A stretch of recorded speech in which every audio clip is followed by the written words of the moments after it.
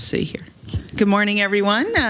Welcome to the Washoe County Animal Advisory Board this morning, which is Friday, May 16, 2025 at 9 a.m. I want to welcome everyone in the audience, anyone on Zoom, and I know one of our members is on Zoom today. So we will start today with a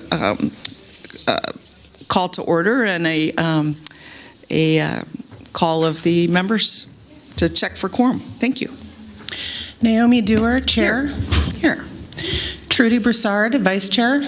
Present. Clara Andriola. Present. Dias Dixon is absent today, as is Jill Fisher. Julie McMahon. Present. Joe Rodriguez. Okay, there it is. Madam Chair, we have a quorum. All right, excellent. And we're going to do a salute to the flag. And I'm wondering if Bonnie, I just saw her, although, would you lead us just in the pledge? Thank you.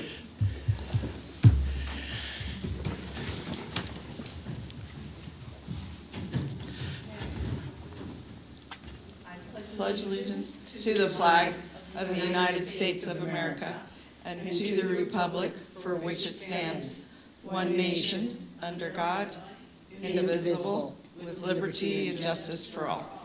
All right, thank you. All right, our next item is going to be public comment, and we're going to have our attorney provide some instructions on how to participate in the meeting today. Thank you.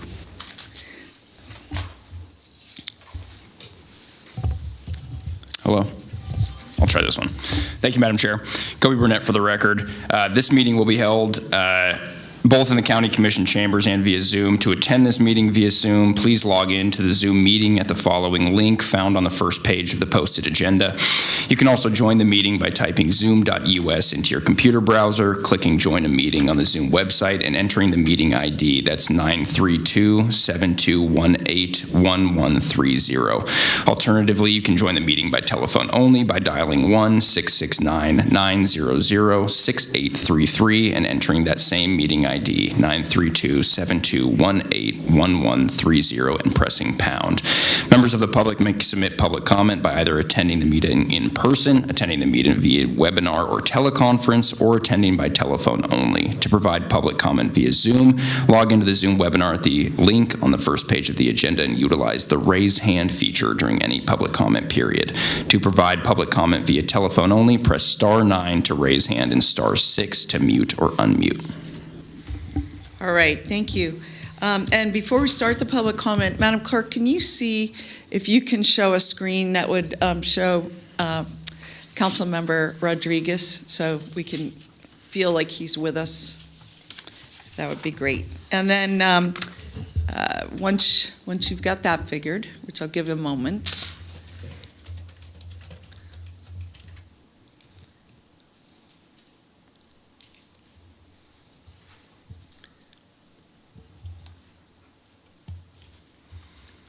Okay, well, while you're working on that, why don't you just let me know, is there any public comment registered?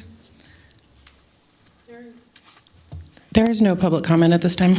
Okay, and on the Zoom either, no one raising a hand? No, there is no. Okay, great. And then, I'm not sure that there is the ability to show Mr. Rodriguez through the webinar. Oh, okay. Okay, he's in, though, as a participant versus a attendee, I think. Yes. And then, okay, well, Joe, we will imagine you there then. Well, they may have another screen to show because I know they can show the PowerPoint, and it's probably in the view functions. But anyway, the next item on the agenda is item 5, and that is approval of the February 21, 2025 meeting minutes. And I am looking for a motion. Move to approve. Second. All right, so we have a motion from Ms. Andriola and a second from Ms. Broussard. Let me just check, are there any changes or amendments? No. All right, seeing none, all in favor, please say aye. Aye. Aye. Okay, any opposed? All right, motion passes unanimously. And we're going to move on to the director's report. And as we get started, I know I had a chance to speak with Director Schul, and she told me she's trying to engage or involve more members of her staff in the presentation, which I think is excellent both for them and for us. And I also want to note to the board that we do have a very large agenda today, larger than most. And I know that on your calendar, the time reserved was all the way to 1 o'clock. And I thought I'd do it just to check. I myself have a 1 o'clock meeting right upstairs in the same building. And I don't know if anyone else has conflicts because we are short 2 members, so I just want to make sure we maintain quorum. So let me just check for any conflicts, or can people hang in there the whole time? And you too, Joe? Okay, that'd be great. And we are going to, since it is such a big agenda, we are going to try to go through it rather speedily. My goal is to end no later than 1:15, but I'm aiming for 12:30, frankly. All right, so that's just, goals and aspirations, but we'll see where we go. So over to you, Director Schul. Good morning, Cheyenne Shull for the record. Thank you all for being here. Thank you for the preface of trying to expedite my report today. It's the routine statistics that I report to you all every quarter. They are on our website under this advisory board agenda for today's meeting, so if anyone wishes to digest it even further and has questions, please feel free to check it out. Email me, call me, I'm happy to answer any questions. But we are going to try to rapidly move through this presentation today. Before we get started into the statistics, I want to mention a few key updates. Animal Services has been involved in the 2025 legislative session, and we've evaluated approximately 8 bills so far. We've testified on a few bills as well, and I look forward to being able to bring forward more updates to you at the next meeting after the session has concluded, but there's quite a bit of action going on in the animal welfare arena. We've been working with some of our stakeholders, with the SPCA of Northern Nevada, with Options Veterinary Care, and with Humane World for Animals, in addition to our legislative and government affairs liaison, Cadence, with Washoe County. It's been quite busy, so just wanted to briefly update you all on that. Well, before you go on, Cheyenne, is there any of the 8 that you're monitoring, are there any bills that are directly about animal welfare that will impact potentially or change what you do? I think all of them indirectly and directly can impact what we do and how we do our jobs. I think most everyone has heard about the REBA's bill, which was the animal welfare bill proposed to help strengthen some of our animal cruelty penalties. I'm not sure where that one is floating through the legislature at this time, but that is one that we definitely testified on that we'll be watching anxiously to see how it goes. So. With less than, I believe, 2 weeks left. It's Right. kind of crunch time, so. All right, thank you. The second update that I have for you all is in follow-up to a very early 2024 update to this board. Jerlene Bryant and myself co-presented an update to you related to work sessions that we had been doing between our organizations, between the Nevada Humane Society and Washoe County Regional Animal Services. Out of those work sessions that were through 2023 and 2024, we had a couple of work products that were shared protocols and shared agreement and goals. And one of those is our shared behavior protocol, which you're going to hear more about today. It's basically a guideline to help both of our entities pathway plan and assess dogs and their behavior and levels of dangerous behavior to help us prevent animals from being placed back into the community that present dangerous behaviors. So I wanted to preface Kelly Bolin, our behavior consultant's presentation later on the agenda with that, and that's why she's here, is to talk a little bit more about how the work that went into that and how we're utilizing it. And the third update I have for you is the transfer agreement that is being worked on by Assistant County Manager Dave Solero and Nevada Humane Society Board President Nancy Wenzel. It's essentially in revision form at this time, and I know there's been quite a few questions from stakeholders and some board members about what the status of that transfer agreement is, and so I wanted to let you know it's being worked on. As soon as it's ready for you all to hear the update, we will be bringing it to you. So, Well, on that note, before you leave that, appreciate the efforts of both organizations. I see Darlene here today. Welcome. I'm surprised, and I will just say a little disappointed, because I think it was over 6 months ago that we set up that at this meeting we would be focusing on that. And when I got the agenda, 2 weeks ago, and then looked at it again, I'm like, where is this? So I want to just say it very strongly. don't know that we can go past another 3 months without having that finalized. So I know, note to you, note to Ms. Bryant, note to our attorney, Dave Solera, should he hear this meeting, note to him, because, I think the whole team has to focus on getting that done. It's like been hanging over us for several years, and not in a finalized form. So we really need that to operate effectively going forward. So it's a note to everyone that has their hands on it. Thank you, Chair Dewar. Cheyenne, for the record, I just want to make one point on delineation that the professional service agreement, which is that document that governs our partnership, is separate from this transfer agreement. The transfer agreement is more the day-to-day operations. Right. And so the professional service agreement has not been modified or worked on yet. We're trying to get through the transfer agreement first, and then we will discuss the professional service agreement. Well, I appreciate the clarification, but I've been looking for both. Okay, the transfer agreement is a must. I mean, you have to know, that's a key, the most basic thing we do with our partners is how do we move animals, the most basic thing. So we've got to get that settled, and then we do have to have this update to the PSA. I've already talked to our attorney and said, this has got to be top of mind, and I have to assume it's top of mind over at NHS as well. Okay. Understood. Thank you very much. Okay, so we're going to move on into the statistics now. So all of the stats that I'll be reporting on today are from Q3 from this fiscal year, unless they're otherwise noted, looking at the same quarter for the prior 4 years. So these are the animal intake stats. And so as a reminder, in terms of staffing, what we have at Animal Services is 7 caretakers and a kennel supervisor that care for all of these animals 365 days a year. We have 1 new caretaker in training, so as you can imagine, that impacts our efficiency. So we're hoping that we can maintain some full staffing for a while. It's been a little bit of turnover for the last 3 to 4 years, and so that always has an impact on our efficiency. From the bottom to the top in this quarter of 2025, we took in 635 cats, which is a 17% decrease.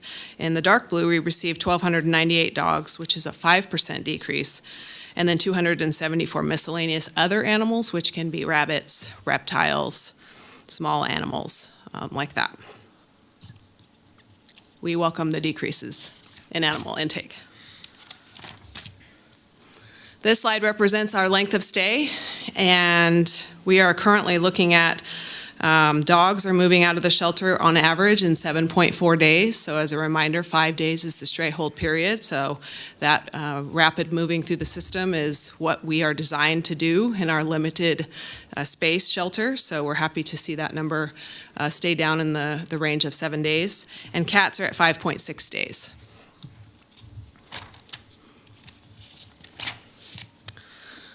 This slide is looking at animals that came into our facility that were already microchipped, and 17% of cats came into our care already microchipped, and 47% of dogs came into our care already microchipped.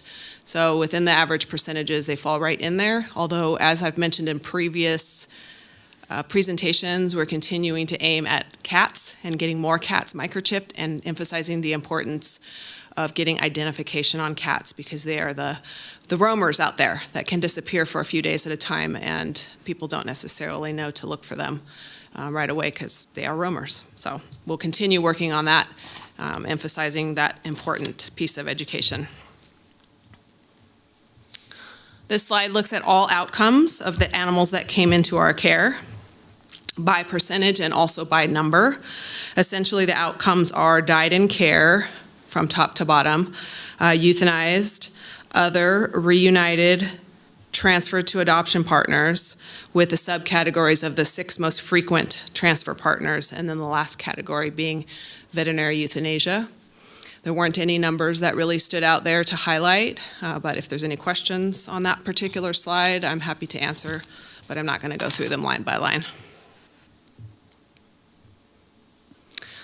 This slide is looking at animals that were picked up in the field and reunited in the field. We had a total of 621 animals that were picked up by field staff. From the bottom up, 271 of those stray animals were reunited in the field, meaning they never came into the shelter, they never had to be vaccinated, medicated, cared for, and provided resources for. So we are always excited to see those animals get returned out in the field, for a total of 44% of field reunifications.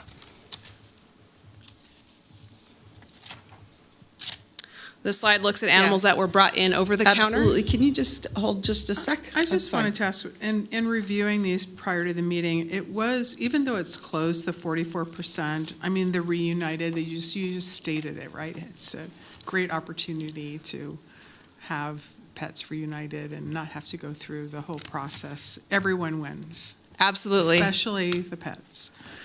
But the 44%, although not higher than, much higher, is there anything, though it is the highest since 2021, and I was just curious if there was anything different or anything that you're doing differently, or just it's the way it is?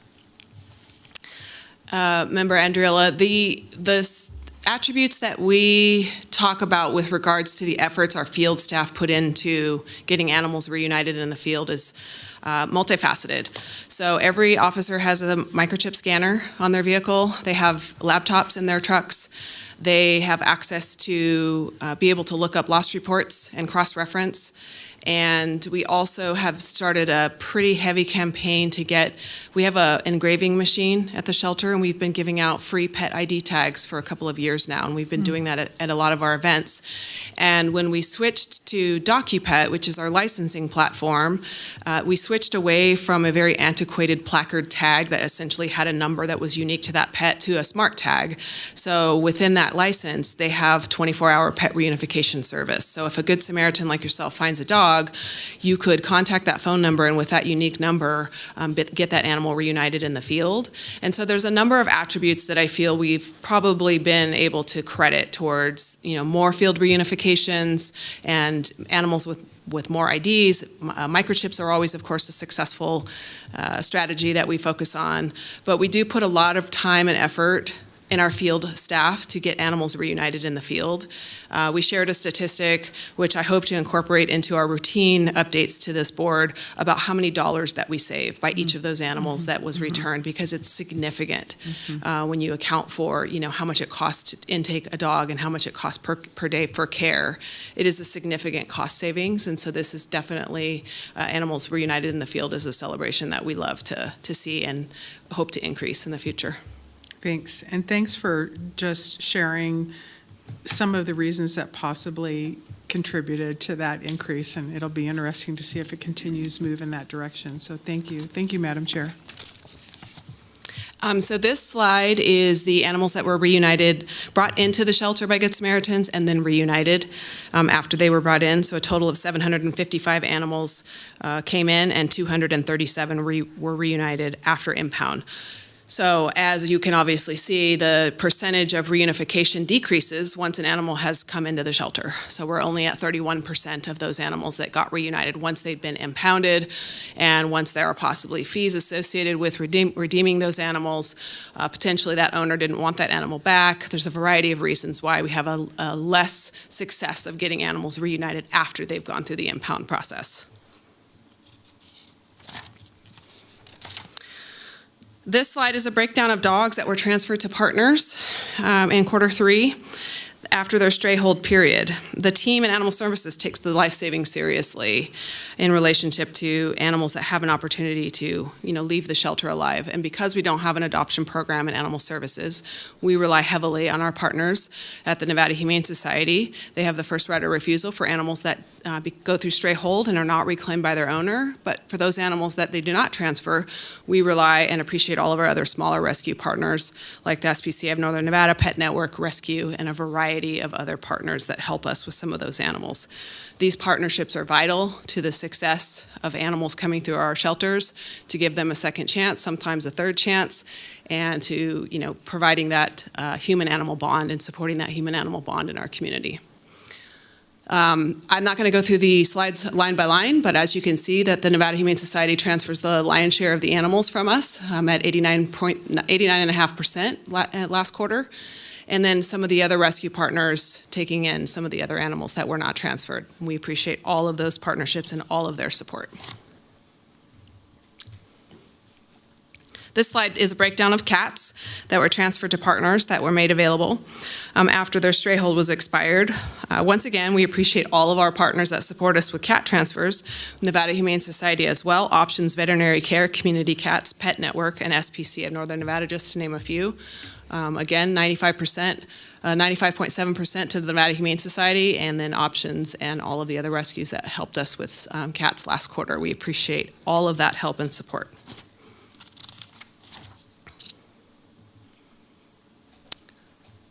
This slide takes a look at our euthanasia and the reasons for euthanasia. And last quarter, 35 cats were euthanized. One was for uncharacteristic severe aggressive behavior, which is not something you generally see in cats. This was not a feral cat. This was a domestic friendly cat that had behavior issues that was not going to be safe to place into a home. And 34 were for poor quality of life. And I know there's a lot of questions that come up about poor quality of life, so I wanted to provide an example of what a poor quality of life that we euthanized last quarter. A 16-year-old cat with multiple health issues and severe dental disease. And kidney disease would also be another factor for poor quality of life. 50 dogs were euthanized last quarter, 42 for behavior, and 1 for no rescue resources, and 7 for poor quality of life. Again, though no rescue resources means it wasn't that it was not adoptable or that there were issues related to behavior. It means that that dog was not a bouncy, happy, meet you at the gate, smiling dog. It needed additional time and support that our rescues just didn't have, and were not able to transfer. But Cheyenne, can we stop you there? But, I mean, you're saying the dog was adoptable just maybe for a different kind of family? Or are you saying they had to go to a rescue to get some kind of additional rehabilitation before they could be adopted? An example of a dog that rescue resources did not have or wasn't able to step forward to transfer is a dog that is not socialized, a dog that doesn't know how to walk on leash, a dog that runs from you when you approach the kennel.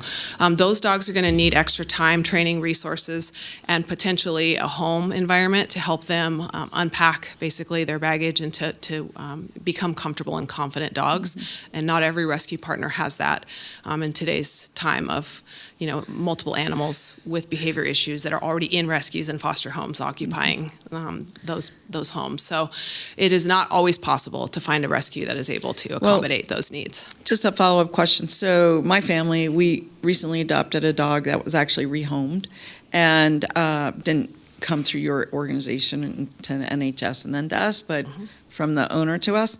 And they're absolutely terrible on a leash, and it's taken a lot of our effort to get them much better, and it's been months, but we're getting there. But they were certainly adoptable.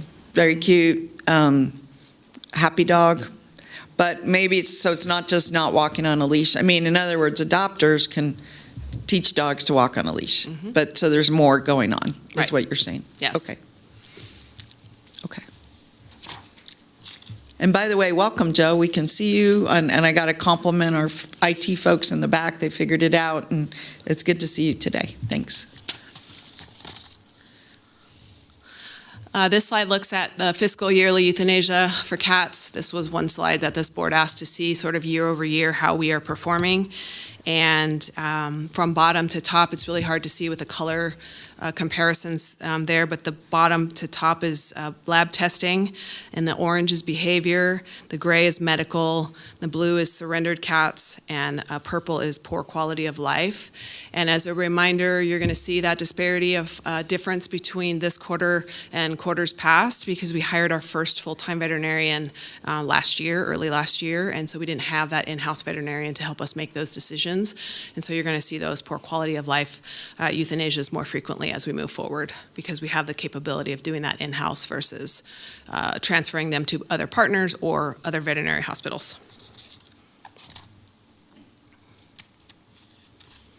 Moving on to field services. So as a reminder, what I have for staffing in field services, I have 14 animal service officers to cover the entire county, 4 supervisors, and currently we have 1 on maternity leave and 1 on modified duty and 1 brand new hire. So what this amounts to is that sometimes our shifts are down to 3 officers to cover the entire county. So we are Definitely struggling. Anytime we're down one officer, it definitely creates a difficulty for us, inefficiencies in covering our county and shift coverage. But I feel that it's important to share that call response times and coverage are not always going to be what our community hopes and expects, because we just simply don't have the people to do it. So with this slide, we're looking at all field service calls, and what I noted and thought was interesting is this quarter is the highest quarter for field calls that we've seen in the past 5 years.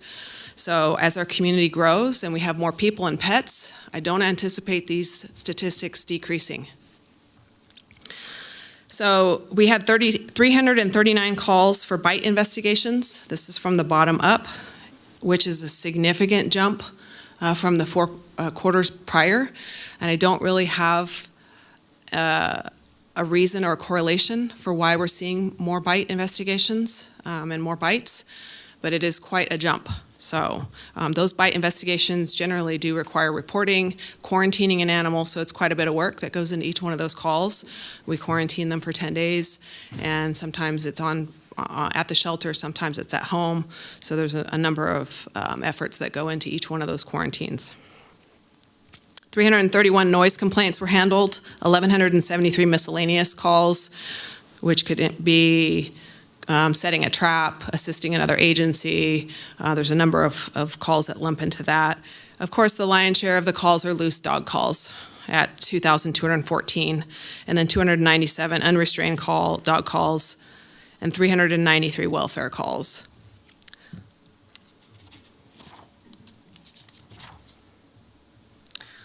So welfare-related calls that we handled last quarter, we had 102 that were unfounded from the bottom up. Those generally can consist of someone called about a dog locked in a hot vehicle. The vehicle was gone when the officer got there. Or the person called to complain about a dog that was emaciated and didn't look in good health. And if the officer follows up and finds out that the dog has a medical condition and is under vet care, those would be unfounded.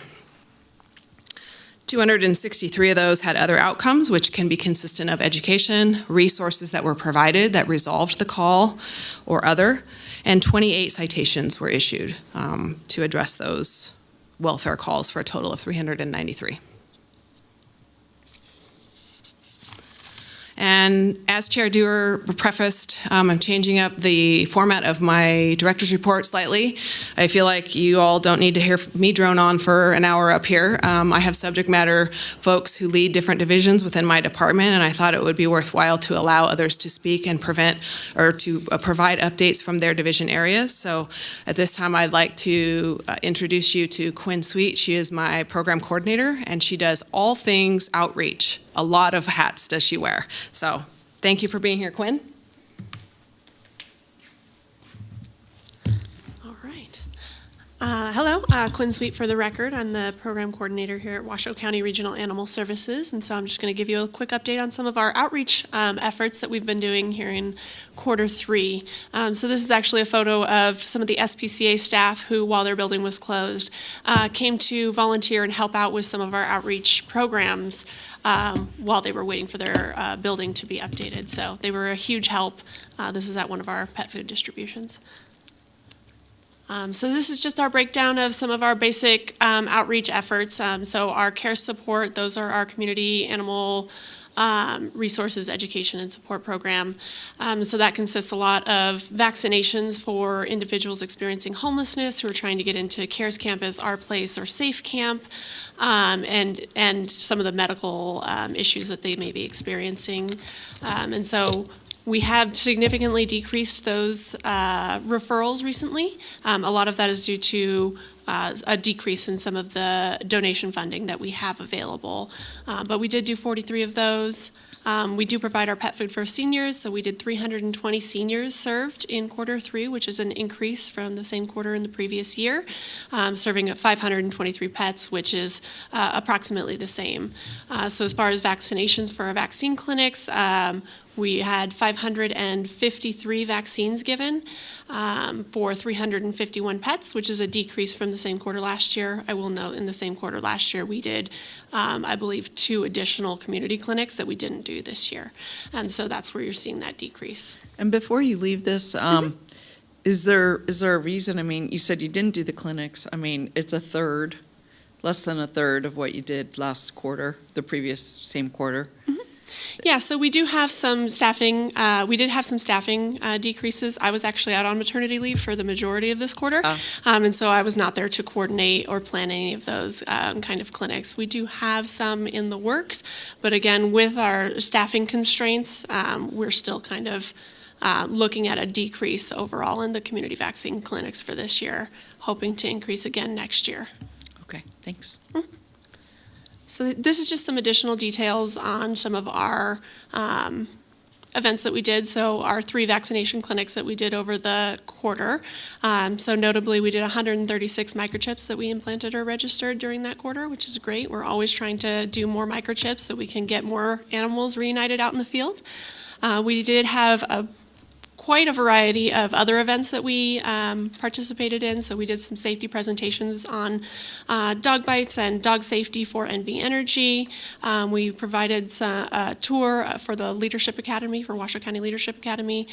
We did a disaster preparedness presentation for the CERT team. We participated in a fundraiser for rescue through Jordan's Way. And then we did a Spay Neuter Awareness Month campaign. And then in addition, we did our 3 pet food distributions, which, as I mentioned, served 523 pets for those seniors in our vulnerable community. Additionally, we started a new partnership with Rescue. Rescue already had these karma boxes, pet karma boxes out and about in the community. And we started partnering with them and SPCA to help provide the food and supplies that will get put into those boxes. And so SPCA provides us with the food. We work with our staff and volunteers to rebag that food into smaller, more manageable bags. And then every week we provide approximately 40 bags. So 180 pounds of food, give or take, 20 bags of cat and 20 bags of dog food that can be distributed into those boxes. And then when we get additional donations, such as treats and toys and things like that, we can also send those out to the rescue volunteers who go out and stock those. So we did add a web page to our website specific for these karma boxes, which has a really handy map so that people can find these boxes and use those resources. And then just kind of an expansion on some of those other things that we did. So the Jordan's Way fundraiser for rescue that our staff participated in. Again, this was while I was out on maternity leave, so I'm a little sad that I didn't get to participate because it looked like they had quite a bit of fun. But that partnership raised nearly $11,000 in 3 hours for our partners at Rescue who do transfer animals out of our care. And then we also partnered with Options Veterinary Care, SPCA, to promote World Spay Day. So February is Spay Neuter Awareness Month. And so through that partnership, through our TNR spay neuters, providing our veterinarian over to Options to help with spay neuters, and then the resources that Options Veterinary Care and SPCA already had on staff, we were able to provide 542 spay neuters in February. And so that was a big win for us. And those are all the updates that I have for outreach. So if you guys have any questions, feel free to let me know. Otherwise, I will. Well, let me just check in with the board. Any questions on the material we just got? And we do have from Ms. Broussard. How to turn Just on. press it. I think it's on.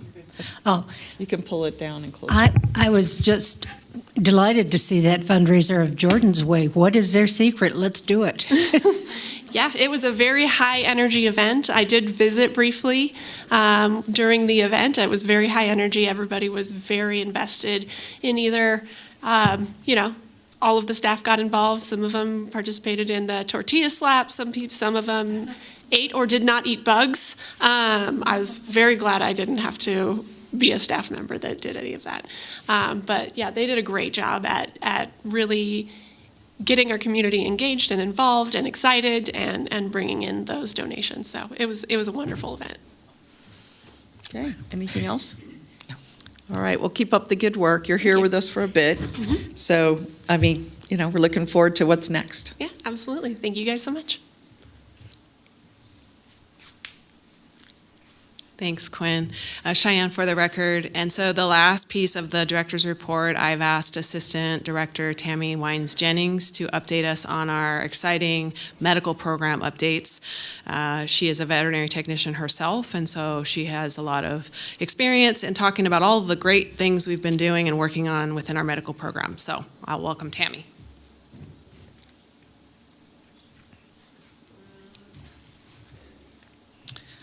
Thank you, Tammy Wines-Jennings, for the record.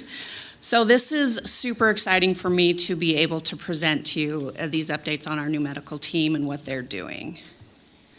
So in this last quarter, we were able to do 112 TNR surgeries in our surgical suite, which if you potentially look at the number of kittens we are now avoiding coming into the shelter, that's over 500 kittens that we won't have coming through the shelter and into the adoption programs and everything, so we can concentrate on other ones. We also did 6 return to field surgeries. Those surgeries are cats that have come into the shelter, have been brought in a trap from a community member, come in, they are not, they don't quite have the personality to just be adopted out. So we put them through our program, have them spayed, neutered, and then our community cats partners who we're doing the TNR surgery with will return them to the field where they were brought in from. So that's kind of how we work that. So we were able to do 6 more of those to get those back out into their homes again. We were able to do 17 rescue partner surgeries. So now with our staff, any of the rescue partners that will adopt or take animals out of the shelter for us, we can spay and neuter them before they leave. So that really helps with the resources that they are trying to find outside of the shelter. It kind of relieves some of the spay neuter for issues that they're having on the other end. So we were able to do 17 of those this last quarter. We were able to do 38 CARES vaccinations, and these were all vaccinations that were helping owners get into some of our local shelters so they could keep their animals with them in their shelters. We were able to get all those vaccinations taken care of. We have been able to incorporate those into the shelter now. Before we partnered with Options. Now that we have Dr. Slayton and our medical staff, we can do them right there at the shelter.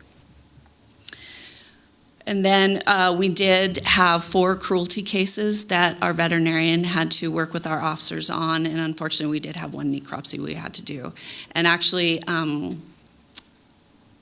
we also have had, our veterinarian has been able to, she's actually testified for us in 2 cases over the last quarter as well to help us with the outcomes for those cases as well.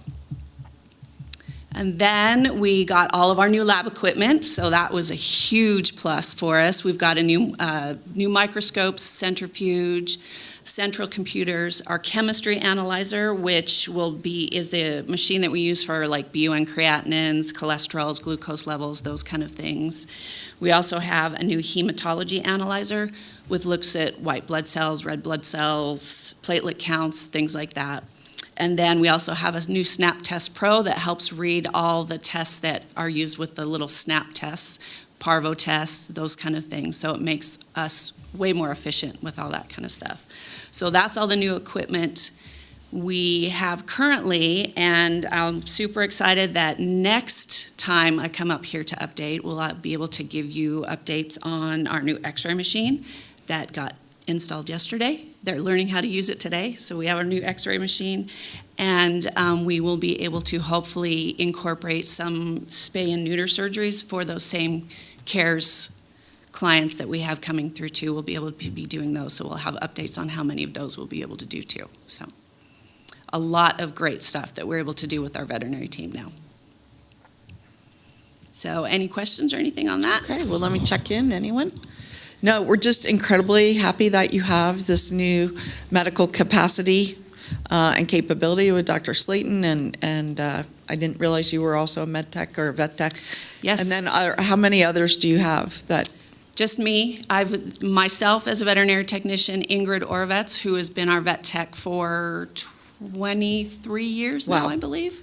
And then we did hire a veterinary assistant soon after Dr. Slayton got here. So it is a small group, But it's an amazing group. Dr. Slayton's doing amazing work for us, and we're super, super happy I'm to sure have her it's a there. game changer, seriously. Totally. Yep. I mean, think about the transfers that you were doing and not having the instant information about the animal to be able to assess and make decisions quickly Yep. about the future. I can imagine that's a big change.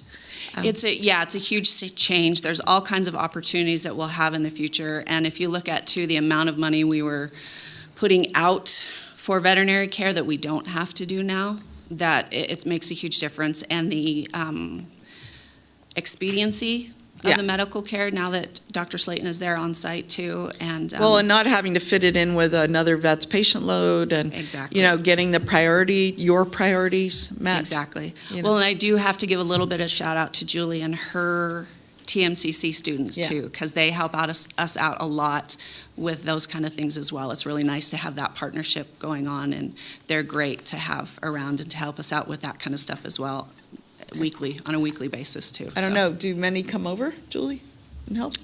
Julie McMahon for the record. We, during the school semesters, we have the wonderful opportunity of being able to work in the clinic with our first-year vet nursing students, and it helps them gain valuable information about behavior, animal restraint and handling. As they move in farther into the semesters, they learn more about basic nursing care and things. So we have had the privilege of working with a lot of animals. And last week, we were able to help I think it was a carer's pet, who had some severe matting that the students were able to work for. I was lucky enough to help with a litter of kittens that had been tangled in their placenta that we were able to get transferred out. And if you just think about the number of things that we're able to support in the facility, and sometimes it's as simple as cleaning kennels when they're short on staff. But it's all valuable on our end because we're gaining that time in the hands-on aspect that we wouldn't normally get. And are your students primarily here, or do they spread around to other vets, or how does that work? So, Julie McMahon for the record, our students are full-time two-year program students at Truckee Meadows Community College. I would say that about 80% of them are typically employed in the clinical setting already. Prior to coming to the school. A lot of the hospitals will support their education.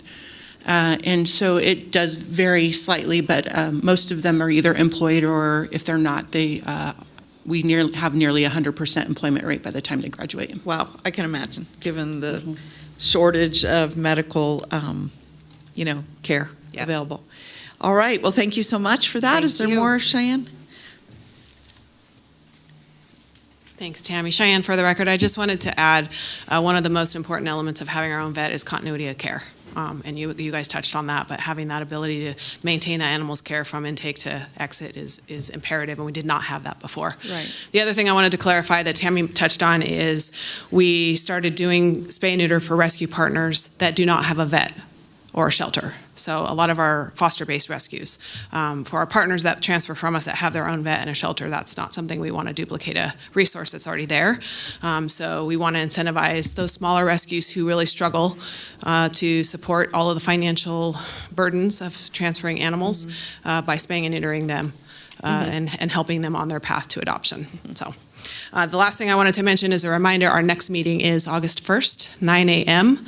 We tentatively have it scheduled for this room. If that changes, we will update everyone. Okay, perfect. All right, thank you. Very, impactful as usual. Thank you, Cheyenne. We're going to close out this item on the director's report unless there's any final comments, questions.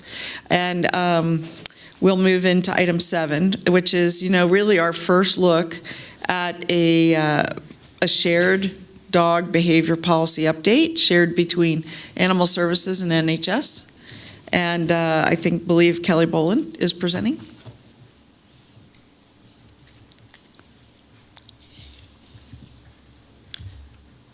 Good morning, Kelly Boland for the record. Thanks for having me here today. I'm glad to talk about this shared protocol. So last year, Washoe County employed me as their behavior consultant, and Nevada Humane Society employed Marissa Martino, who is a colleague of mine, and we worked together to come up with this policy, which I feel is one of the most important policies that any shelter can come up with, and that is a policy about identifying and handling dangerous dogs. Dangerous dogs should not be returned to the community, and so it's really super important for all shelters to recognize that, recognize the liability around that, and the safety to the community members, not only humans but other animals. And so we were very happy, Marissa and I, to develop this protocol for the two organizations.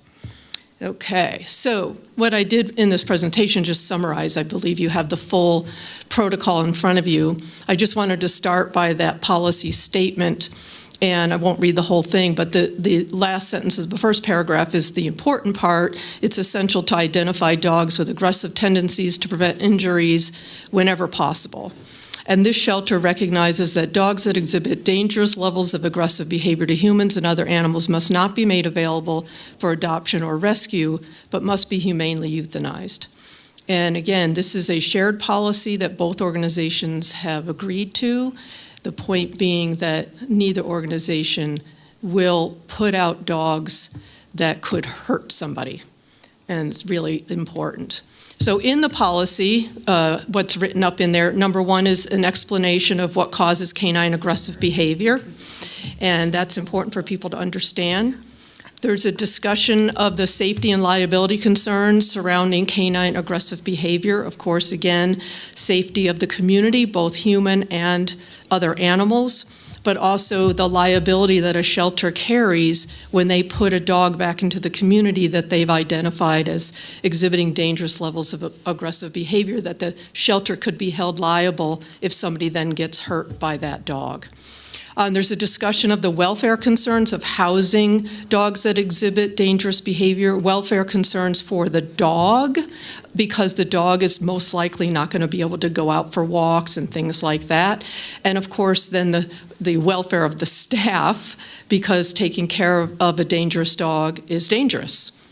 And then in the policy also, there's a list of situations that are relevant in a thorough assessment of the shelter dog's behavior. And so I've been working with Washoe County, as I work with shelters all across the country, on developing a thorough behavior assessment, so we know we can identify these dogs that probably should not go back out into the community. So the behavioral history of the dog, if we have it, and of course at Washoe County most of the dogs are stray. We don't have any behavioral history in terms of a previous owner. But we also have the behavioral history of the dog in the field, so that can help us. The behavior during the medical exam, all the animals that come into the shelter, of course, receive a medical exam, and now that we have a veterinarian, that medical exam, part of it is to document the dog's behavior. Behavior in the shelter, the staff has now been taught how to document the behavior in the shelter, so that we know if that dog is exhibiting any kind of dangerous behaviors in-house, that is documented. And then the formal behavior evaluation procedure, which is just a time where you just take the dog out of the kennel if it's safe to do so, and spend time with the dog to make sure that this dog is handleable, is social, those sorts of things. And then, of course, any behavior in a foster home or an adoptive home is also documented. So all of those things play a role in this overall assessment of a dog's behavior, and they're all very, very important. In the policy also, we talk about the euthanasia criteria, and so here I'm going to read, the euthanasia will be an outcome of any dog with a history of dangerous levels of aggressive behavior involving a broken skin bite at a level 4 through 6 or a multiple level 3 bites. So the Dunbar scale, Dr. Ian Dunbar is an internationally recognized veterinary behaviorist who developed this bite scale many years ago that organizations use to classify bites in an objective way. And so a level 1 bite is an air snap, so the dog is just snapped in the air and is telling you, I have a mouth full of teeth, so stop what you're doing, I might use it. Level 2 bite is when the dog makes contact with the skin, but doesn't put enough pressure to break the skin. A level 3 bite is when we have broken skin, but they don't push, they don't apply enough pressure for the teeth, the canine teeth, to go half the length of that canine tooth. And then level 4 bite is a bite where the dog did significant damage by really digging in with their canine teeth and causing severe damage to the victim. A level 5 bite is considered a mauling, basically, when there's multiple level 4 bites in a single incident. And then a level 6 bite is when a victim is killed by the dog. And so that's the Dunbar scale, again, used internationally. And so we, as a partnership, agreed that any dog who has a level 4 through 6 bite will not be put back into the community because they are too dangerous. And then the point about the multiple level 3 bites, if a dog, not in one incident, but if a dog has bitten several people at that level 3 bite, meaning broken skin, then that dog is showing dangerous behavior as well, because it doesn't inhibit his bite in such that it's not a level 2 bite. He actually is breaking skin. The list of situations where euthanasia is the safest and most ethical decision we have in the policy. Any dog with a history of exhibiting dangerous levels of aggressive behavior towards people, including children in a previous home. So if a dog comes in as, having had a previous home and they call for a bite report and the dog is seized. Any dog that exhibits dangerous levels of aggressive behavior to humans or animals in custody, including in foster care. Any dog that's returned to the shelter for exhibiting dangerous levels of aggressive behavior in an adoptive home. And we have any dog with a history of dangerous levels of aggressive behavior to other dogs. Any dog with a single incident of killing another dog. Any dog with a single incident of killing a companion cat that the dog has lived with. From here, people ask me all the time, well, what about if a dog kills a feral cat? And so in the policy, we have a little subgroup that any dog that has killed multiple outdoor animals needs to go through a risk assessment, which the risk assessment is a separate thing. Any dog with a single incident of killing large livestock or companion farm animals. And recently, Washoe County took in a dog that had killed a goat. And it's just very dangerous behavior.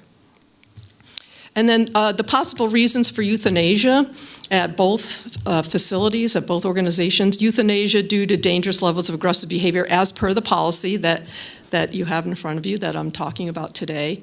Euthanasia due to quality of life and care. And again, this quality of life and care can be medical or emotional. Some dogs, like the example that Cheyenne gave of the completely unsocialized dog, a lot of times these almost feral dogs come in from the reservations, and they have no quality of life because they are not socialized to living with humans. And living in a cage is just driving them insane. Euthanasia due to high-risk behaviors as per the risk assessment. So again, the risk assessment is where we kind of look at the behavior of the dog and ask a whole bunch of questions, and that is a separate process. Euthanasia due to a lack of rescue resources, which Cheyenne touched on, and euthanasia for space. And what that means is that the organization's full to capacity, animals need to enter care, and the organization needs to make room for the incoming animals. That doesn't happen much, if at all, but it can happen. All right, that was it. It's a quick summary of the policy. I'm certainly willing to answer any questions. Well, that was a very quick tour de force through your specialty. Could you go back to, there was a slide that 4 objectives or criteria that didn't have numbers. This? No. No, it was after this and after that, and keep going. Yeah. So what I was wondering on the previous slide, if you could go back to that, I'm sorry. So this was all about humans, but then it did mention animals, and I just wasn't sure. So the first one was about people, including children. The second one was about dangerous with humans or animals. And then we have return to shelter. So I'm sure different people have different tolerance for this. So some people might get scared because they won't walk on the leash, and other people might get scared because they're growling at the kids.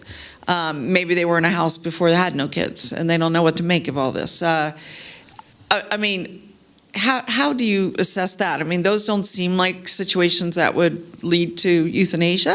Seems like a bad fit, but how do you sort that? Yes, so again, the definition of dangerous levels of aggressive behavior are those bites at a level 4 or above. Okay. And so if a dog shows that level of aggressive behavior in previous home or in custody. So that's basically it. If the dog shows that level of aggressive behavior anywhere, whether it's in a previous home, in an adoptive home, in a foster home, in shelter, in the field, then that dog is considered dangerous. Yeah. Well, I'm sure that the people working at all of our animal groups, including animal services, the last thing they want to do is say, okay, we've done what we can do. This dog is aggressive with us, and we're experts, right? Right. And so then you have to make that very difficult decision. You said it was a few, I think you had a list of, maybe it was back on Cheyenne's report, of how many are being euthanized for being dangerous. Do you have that at hand? It was like 48 out of 50 or 46 out of 50, I believe. 42 for behavior. Right, let me pull up my slides here. I had it up a minute ago. Yeah, here we go. So, I mean, is that considered, some shelters don't have the orientation we have here, and they're just cranking them through. I will just share, one time I found a dog out by my garbage, and very cute, sort of Chihuahua, long-haired Chihuahua mix, Papillon mix maybe. And I was not looking for a dog that day, and I called the animal search. It was not in this state. And I said, look, I found a dog. I don't know what to do. And I worked an hour from my home and an hour back, and I was 10-hour days, and I thought there's no way. And I put that dog in my bathroom for the day because they said, when I called, they said, we will put the dog to death in 2 days. There's no 5-day hold. There's no evaluation. There's no rescue partners. They were just, this was a bigger city. They were just, you know what, might be a really cute dog, but, 2 days, that's what they get, and otherwise we're putting them to death. I mean, what a different situation than I think we try for here. Absolutely, and I work with shelters all over the country. And This was Florida, by the way. Yeah, and certainly Florida, Texas, and all the southern states, southeastern states in particular, their overpopulation is out of control. Gotcha. They can't handle, this is why the transport program started 20 years ago, moving a lot of animals up north from the southern shelters, because in the north, the spay-neuter message has been very successful, and shelters really don't have any dogs. The local dogs that come in are usually coming in because they have severe behavior problems, and so they transport these dogs from the south that are adoptable, friendly dogs. Otherwise, they wouldn't have very many dogs. Now, the problem with that program, in my opinion, is that yes, the Northeast will take these dogs, but there's nothing being done down there to support spay-neuter, so we don't keep having this problem. Gotcha. And this constant flow of animals. So in these high-volume shelters, oftentimes they don't give a chance to any dog that's shown any kind of behavioral issue. Mm-hmm. They euthanize them for looking at you funny, because they have a full house of dogs that are adoptable.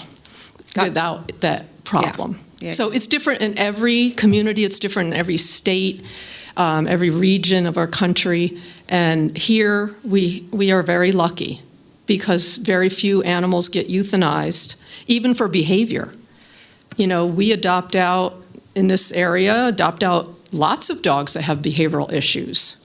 It's just that we don't want to adopt out dangerous dogs. Gotcha. So this policy is just basically talking about that small percentage of dogs that are dangerous, and both organizations agree that we are not going to put these dogs back into the community.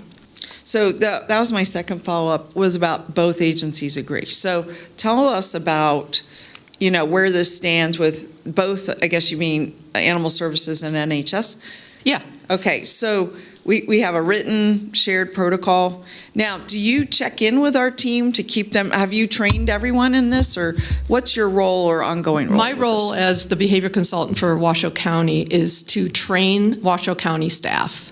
I train them how to read body language, how to do safe, humane handling, how to assess dogs' behavior. Selected people are trained personally by me to actually do a behavior evaluation. So that's my role with Washoe County. My role, I don't have a role with NHS, except in this joint thing that we did, where they hired Marissa, who is an outside consultant. I'm technically an outside consultant, even though I've been around both these organizations for a very long time, even when I lived in Massachusetts. So the main goal of this collaboration was to produce this document, just so we know that this community and both organizations that take in animals, and just so you know, the SPCA in Northern Nevada, I also consult with. They share the same policy, not the same exact policy, but my policy on not putting a dangerous dog out in the community. So all 3 shelters in our community adhere to a policy like this about dangerous dogs. Okay, so I got one follow-up.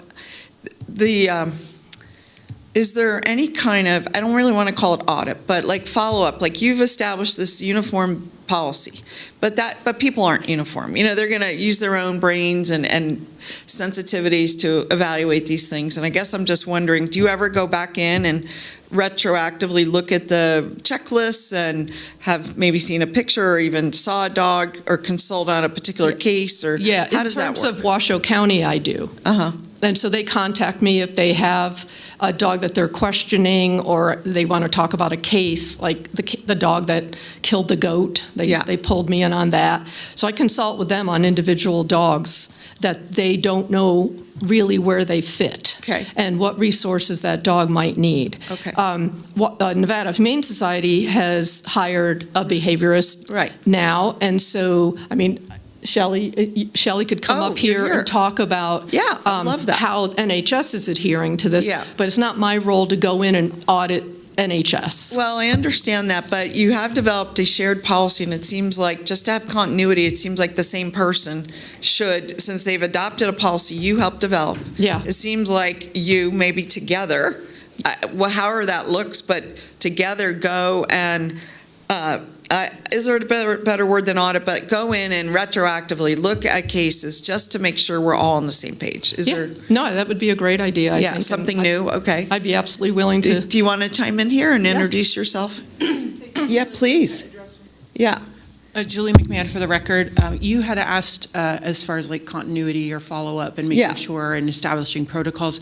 I can remark from our aspect as students being on, Kelly had developed a behavioral checklist for us because we are handling animals routinely in there, and we have had a little bit of back and forth through Art as far as like what we're dealing with and what our observations are and how she would like them reported. And I can say from our aspect, there is follow-up, there is a paper trail per se, so that we do have a consistent evaluation even from outside entities such as ourselves. So I think that is the word I was looking for, evaluation, more than audit. I was just something to keep our teams on the same level and make sure this criteria is still working, or there's not confusion about what this sentence meant versus something else and how it's being interpreted. Do you want to introduce yourself and speak? Sure. Dr. Shelley Walsh. I'm an applied ethologist and certified trainer. And so one of the things that we do when applying this document and kind of assessing bite scores is to go back and look at the forensic evidence. So that's why photos and things are so important. And whenever we find in our side of the building that there are things that maybe came in slightly miscoded or we have questions on them, I'm always working with our admissions team, working with the rest of my team, working with dog team, working with cat team, to kind of give them some of the forensic markers to understand, because the really difficult one is the level 3 to level 4. And one of the keys with that is whether or not there's a dental arc, so whether or not you can see the incisors. And that does sometimes trip up people because of the fact that they can both be very clean bites, right? But it's really about the depth that's the big challenge. And so we are consistently having conversations across departments, even working with members of the veterinary clinic to make sure that we're kind of all seeing the same bite. In times when there's uncertainty about the scoring of a bite, we will actually work with kind of blind show a photo. We have a certified animal welfare advocate on staff who I will go to and say, what do you see in this photo? How would you score it? To make sure, even checking myself, that it's being scored accurately. Gotcha. So I absolutely would be happy to work on some sort of document that provides visuals. Yeah. That's something that we're working on in-house, is some sort of job aid that would help individuals see the visuals of what the forensics of different levels of bite look like. That's a great idea. And would you say your full name again? It's our first time speaking Sure. to you, and you're not listed here, so I didn't get like the spelling and No worries. Shelley Volsch. Walsh. And how do you spell that? V as in Victor, Olsche. Okay, glad I asked. All right, and then Shelley, and then are you like full-time in-house, or are you also a consultant? No, you I'm have with other full-time clients? in-house. Okay, Yeah. so you're on site. I am on site. That's I great. am the behavior and transfer manager, so I work closely with the team as they assess and evaluate animals for transferability to our side of the building for adoptability and assessment. I also work closely with, like I said, our admissions and owner surrender team in assessing what's coming in the door so that we can be sure that we're providing the appropriate resources to a surrender as well. I guess I do have two more, but I want to open it up. I mean, anyone else with comments, questions on this? I was wondering, in addition to dangerous dog behavior, do you assess other kind of behavior, whether they may have been abused or they're overly shy or these adoptability characteristics? Absolutely. So we look at the whole package. That is one of the big keys, is we take a very investigative approach to the behavior, asking individuals across the building, looking deeply into all the different pathways that have come in for various owner surrenders, following up on notes. We have a system in our shelter software that's a behavior check. So if somebody has an interaction with an animal, they can actually escalate that to me and my team. We look at the concerns around severely under-socialized animals. We look at the possibility of separation anxiety and isolation distress-related concerns so that we can be sure that if we're adopting an animal, we can be as transparent about what that animal might need. Sometimes it's as simple as we have a very jumpy, mouthy adolescent, and individuals just need to know, yes, you're going to need post-adoption support, you're going to need training, you're going to need to work with someone on these issues. But it's really more about making sure that if we have deemed an animal adoptable, that we are providing as much information as possible to the potential adopters. And to the point, we sometimes do have animals come in who are, the background we don't know. We might transfer a stray from Washoe County. We might get an animal in through a surrender where the owner may or may not be fully, honest about what was going on. And so when things unfold, we are constantly going back and reviewing that dog's profile before we make any final decisions. And that decision is made by consensus. So we get a variety of people from the building together in a room to have a conversation about whether or not we're all seeing the same thing, where there might be opportunities we missed. We often even check in with our clinic to make sure that there haven't been any sort of medically mediating issues that could be causing the aggressive behavior. Well, I feel very lucky that we have both of you on hand. Here you have, nationwide expertise and are called upon to do, and probably international, to do this level of training and set these protocols, and you are here on site, available, and it seems like you make an amazing team to me. But I would love to see you take it to the next level. Our job here is to provide advice, and the advice I would just suggest is that you've gone to all these efforts to set up the program and done all this stuff. It just seems like whatever level of probably scheduled type follow-up and cross-training to make sure that the team, it's inevitable that teams diverge, right? You have different managers, different people supervising them, different experiences. they're not going to stay. And my experience managing teams that work in different offices is that what I used to do was, let's say it was about engineers, and I had engineers in 4 offices, and they're all smart engineers, but their bosses themselves influenced how they did their engineering, who might not be an engineer actually. And so what I had was 2 things. I had a chief engineer that would meet with all of the engineers, and I'm purposefully picking a different profession, all the engineers monthly to go over things they'd seen, challenges they had from all 4 offices. Ultimately, I had a different group with 8 offices, and I had the same problem. But it started with these 4 offices, and then I had a meeting of the supervisors that were localized to each of those 4 offices. So, and they would often be in this cross-training of the engineers, let's say. We also had it for geologists, biologists, and so on. I mean, it wasn't just engineers. So I guess what I'm looking for, I think it'd be useful here to get the people that are maybe all the people doing intake or behavior or whatever the job is together from both organizations in a group training where you're both there maybe, so they're hearing from the person who originally trained them, they're hearing the benefit of someone else, and I just think something like that might help keep us all on the page. So a challenge I'll throw out to you is to see if you can, maybe implement something like that over the next 6 months or something, Yeah, absolutely. Kelly Yeah, Bol- please. Oh, sorry. Yes. First of all, Ms. Andriola. thank you for, really looking at this at a regional level and having the policy drive the process. And my question is, the report that the Director of Regional Animal Services just provided, when it came to the euthanasia reasons for cats versus dogs, the behavior obviously, even from 2024, was 0 being euthanized, right? So there is obviously a difference, or at least in the data it looks like. And I'm wondering if there's a similar approach and policy, because the quality of life was touched upon on the dangerous dog policy, and I'm curious if there's a quality of life, because the numbers are significantly higher with cats, but still the quality of life is a process that's taken into consideration for euthanasia with dogs.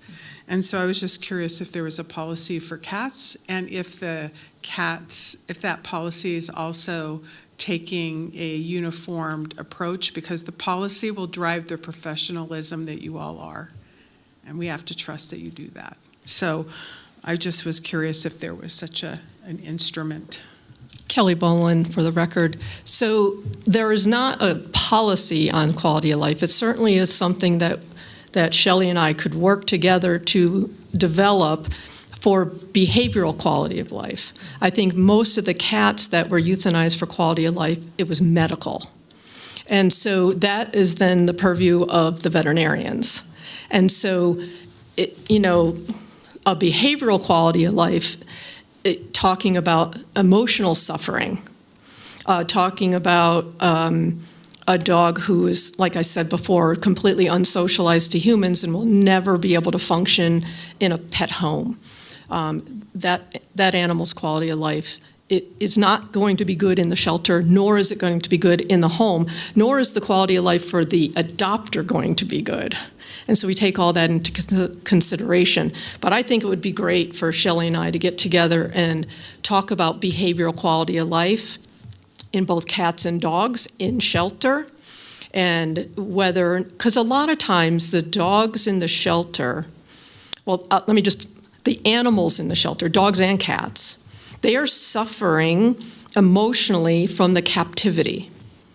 And if they were able to get out into a home, foster home, or an adoptive home, they will be fine. There are most cats that are suffering emotionally in the shelter, it's because of captivity. It's not a quality of life for a cat to live in a tiny cage. And dogs, of course, the same way. They're trapped in this cage 24/7, and that's if they're able to get out for a walk a couple times a day. And captivity is really hard on animals. And so I think that would be a good thing to get together on and see if we can come up with some guidelines for that kind of quality of life. I appreciate the distinction because obviously the veterinarian has the professional acumen to make those decisions. So I just want to make sure I wasn't implying that the veterinarian wasn't capable of making those decisions, but it was actually in the spirit of what you were sharing in terms of the quality of life. And I just wanted to throw that out. So I appreciate the consideration given to having a policy, because if everybody is then following a uniformed way of processing and giving the professionals the ability to handle that, I think we all are better for it, especially the animals that we're serving and the consideration of their, as you put it, quality of life and minimizing or eliminating suffering that's unnecessary. Right. So thank you all for what you do too as well, and everybody, not just you, but the team of all the agencies that work really hard to do the best they can, right? So thank you. Thank you, Madam Chair. Thank you. Great share. Thank you. Yeah, please go ahead. Julie McMahon for the record. I also just wanted to point out the differences in the canine and feline quality of life concerns, especially when it's related to emotional behavior issues, is we have this robust TNR program for cats that if they are not social with people, they get to be returned to their comfort area per se. We don't do that with canines, right? We don't spay and neuter them and turn them back out into the wild like we can with cats. And so I think we see a larger number of emotional or behavioral related issues in the canine population, largely due to the cat's not socialized, it's been out feral, it gets TNR, it gets its rabies vaccine, and it's back out where it can be. So. Thank you, very astute. We would, as soon as you said it, it makes a lot of sense, but not something I was thinking about right off top of. So thank you. Well, this has been very informative and helpful to us. I told you a little story about a Chihuahua and, that was going to be put to death in 2 days. I did ultimately end up adopting that dog. I tried to give it away. That was a fail on both for them and me. I was suffering. The people said the dog was going to die because it had bonded so much with me in the first couple weeks. And I have subsequently learned that Chihuahuas in particular get very bonded to their first person and have been known to just die from, loss of that emotion that you're speaking of. So did live, one of my closest heart dogs in my entire life, but so it was meant to be, I guess. But anyway, that was a wake-up call for me to learn the lack of resources in the Southeast, as you're speaking of, and how they were much more cavalier about what would happen to this incredible animal that, I ended up adoring. But thank you for being here today, and I think that, it would be great to hear from you again at another future meeting after you've done some of the things that, Ms. Andriola recommended, that I've recommended, and, give us an update on how things are going amongst the agencies. That would be helpful. Thank you, Director, for bringing this today. Wonderful. Thank you. Okay. All right. We're going to close out item 7 and move on to 8, which is actually from the Nevada Humane Society's operational update.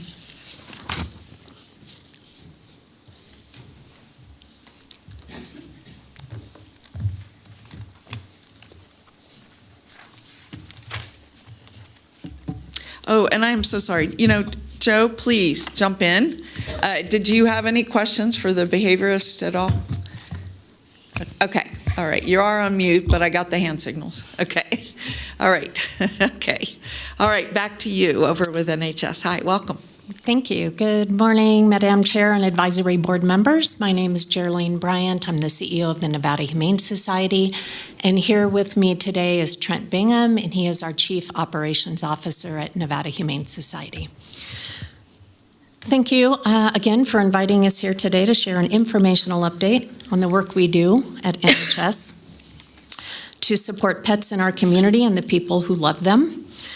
2 years ago this month, I joined Nevada Humane Society, and that moment marked the beginning of some pretty significant changes for our organization. Changes that weren't easy for everyone, and they weren't always easy. And we made a conscious decision to align more closely with best practices in animal welfare. And that meant shifting how we operated in some pretty big ways. If I'm being honest, some of those changes were difficult for some of our staff and volunteers. And not everyone immediately understood why we were doing what we were doing.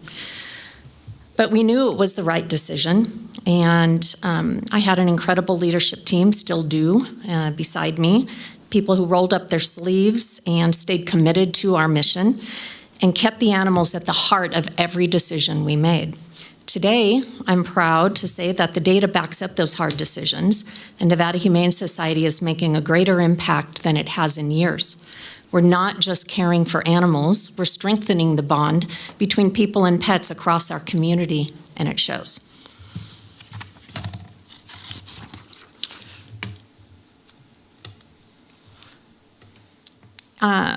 As the public surrender facility, we continue to take in a large number of owned animals directly from our community. Families who, for a variety of reasons, can no longer care for their pets, and that alone is a critical service we provide. But I also want to highlight the unique and powerful partnership we have with Washoe County Regional Animal Services. In the first quarter of 2025, Nevada Humane Society transferred in 90% of unclaimed dogs and an astounding 96% of unclaimed cats from WCRAS. And we're very happy to be able to provide that service to their organization and, of course, to those animals. This chart illustrates how many animals Nevada Humane Society accepted from WCRAS. Everything in blue represents the animals we took in. And while on this chart, it may just look like percentages and numbers on a screen, each one of those animals had unique needs. Some came to us with serious medical issues, and others behavioral challenges, and many had both. Behind every number is a life we committed to helping. And it's important to note, we do this work without any financial support or taxpayer funding from the City of Reno, the City of Sparks, or Washoe County. Nevada Humane Society is primarily donor funded, and the resources required to care for these animals comes from the generosity of our community.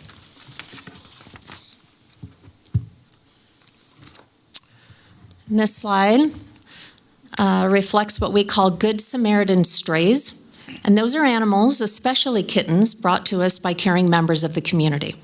These kittens are often found outdoors, sometimes just hours old. I think Ms. McMahon referenced a recent litter of kittens that she had assisted, she and her team, that were in pretty rough shape, and we see that routinely at Nevada Humane Society. Last year alone, we received over 1,000 kittens that were found in our community, and that's really only the beginning of, we're only in the beginning stages of kitten season right now. In just a couple of months, it won't be unusual for us to have over 400 kittens out in foster care in our community. Kitten season typically stretches through the late fall, and in some years it doesn't taper off until early winter, and that means months of continuous intensive care. Our foster department works tirelessly to place those kittens into safe, nurturing homes, while our medical team devotes an extraordinary number of hours each week to provide the medical care many of these fragile kittens urgently need. The level of care required is far beyond what would be reasonably expected for a community member, and it truly does take a coordinated professional team, and we're proud to be that safety net for these little babies. And I'm going to turn it over to Trent. Good morning, Trent Bingham for the record. Thank you for inviting us to present on the work that we do at Nevada Humane Society to care for pets, find them homes, and save lives. Data, charts, graphs, those only tell a portion of the story. In the previous slide, we provided the numbers of Good Samaritan strays we bring in directly from the community of Washoe County. The first part of the year has our lowest number. Quarter one is always the time of our rebuilding and waiting for kitten season to come in. It's the lowest number that we generally have. Right now, I just pulled the numbers this morning, we have over 350 kittens in our foster program right now. So we are already reaching that point when we will be seeing 350, 400, up to 450 cats in our foster And the number that we have really depends upon the number that come in to us through the community. The picture you see here is little Nightshade. He was one of 4 newborn Good Samaritans brought in by the community and in critical need of assistance. These 4 were immediately rushed into clinic. I believe in this particular case, they actually brought them in straight to clinic, where we have some client services representative earlier than we have our normal lobby open, so we were able to take them before our normal lobby open times. All 4 were wrapped in their umbilical cords. This is a very serious and life-threatening situation for kittens. The Reno medical team worked to untangle them and provide the support and care that they needed. And unfortunately, only Nightshade made it of the 4. We bring that up because Nightshade's story illustrates the lives behind these numbers, the work that goes into producing a live outcome. This year has continued to see a significant change in our cat intake proportions. Comparing Q1 intakes, we can see that a greater proportion of them are coming in directly from owners in our community, with 272 intakes via owner relinquishment, also known as owner surrender. This is our highest Q1 in total on record for at least the last 5 years. This is a 64% increase compared to Q1 of last year. Fortunately, Good Samaritans and unclaimed cats at Washoe County have been lower, likely not just due to fortune, but likely due to the work of Washoe County, Nevada Humane Society, and all the community partners. We still have a strong adoption demand as well for these, so we are certainly able to be meeting it. The top intake reasons that are provided for these owner surrenders are landlord and housing issues, too many animals, financial issues, and moving. Being the final safety net for Washoe County is an important role that we take very seriously. For dogs, we are also seeing that change in proportion. It's one we've reported on before. It seems to be a very consistent trend that more and more of the animals that are coming into our shelter are coming straight from owner-guardian surrender. This trend is showing that there's more need in our community, and that as we rise to meet it and as we rise to lower barriers to owner relinquishment, we are able to get them animals in sooner and move them along in the process. Before you leave that slide, what is other? I'm a little. It's a pretty big number now. Other covers a whole, basically every other mechanism. The big change is we have some transfers from the out-of areas under resource communities in the outlying areas where we had capability to bring them in. When you say outlying areas, do you mean like in Nevada or like California, Oregon? What are we talking about? What does that mean? It's primarily Nevada counties, but there are some from California as well. So other counties come here. I see. Is it like one of those portions could be include helping out in disasters. For instance, we did bring in some from the LA fire. Okay. So Kelly Boland earlier stated something about, the southeast moving animals to the north. I mean, does that happen here?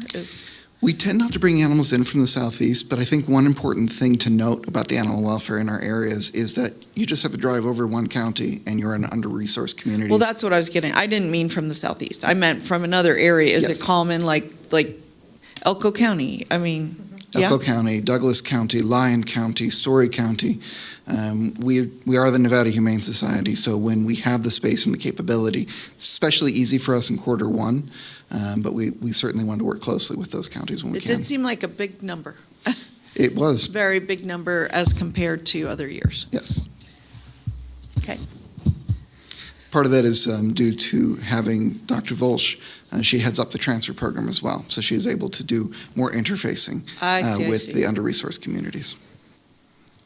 The primary reasons for owner relinquishment that were given are for too many animals, not enough time, landlord housing issues, moving, and financial reasons.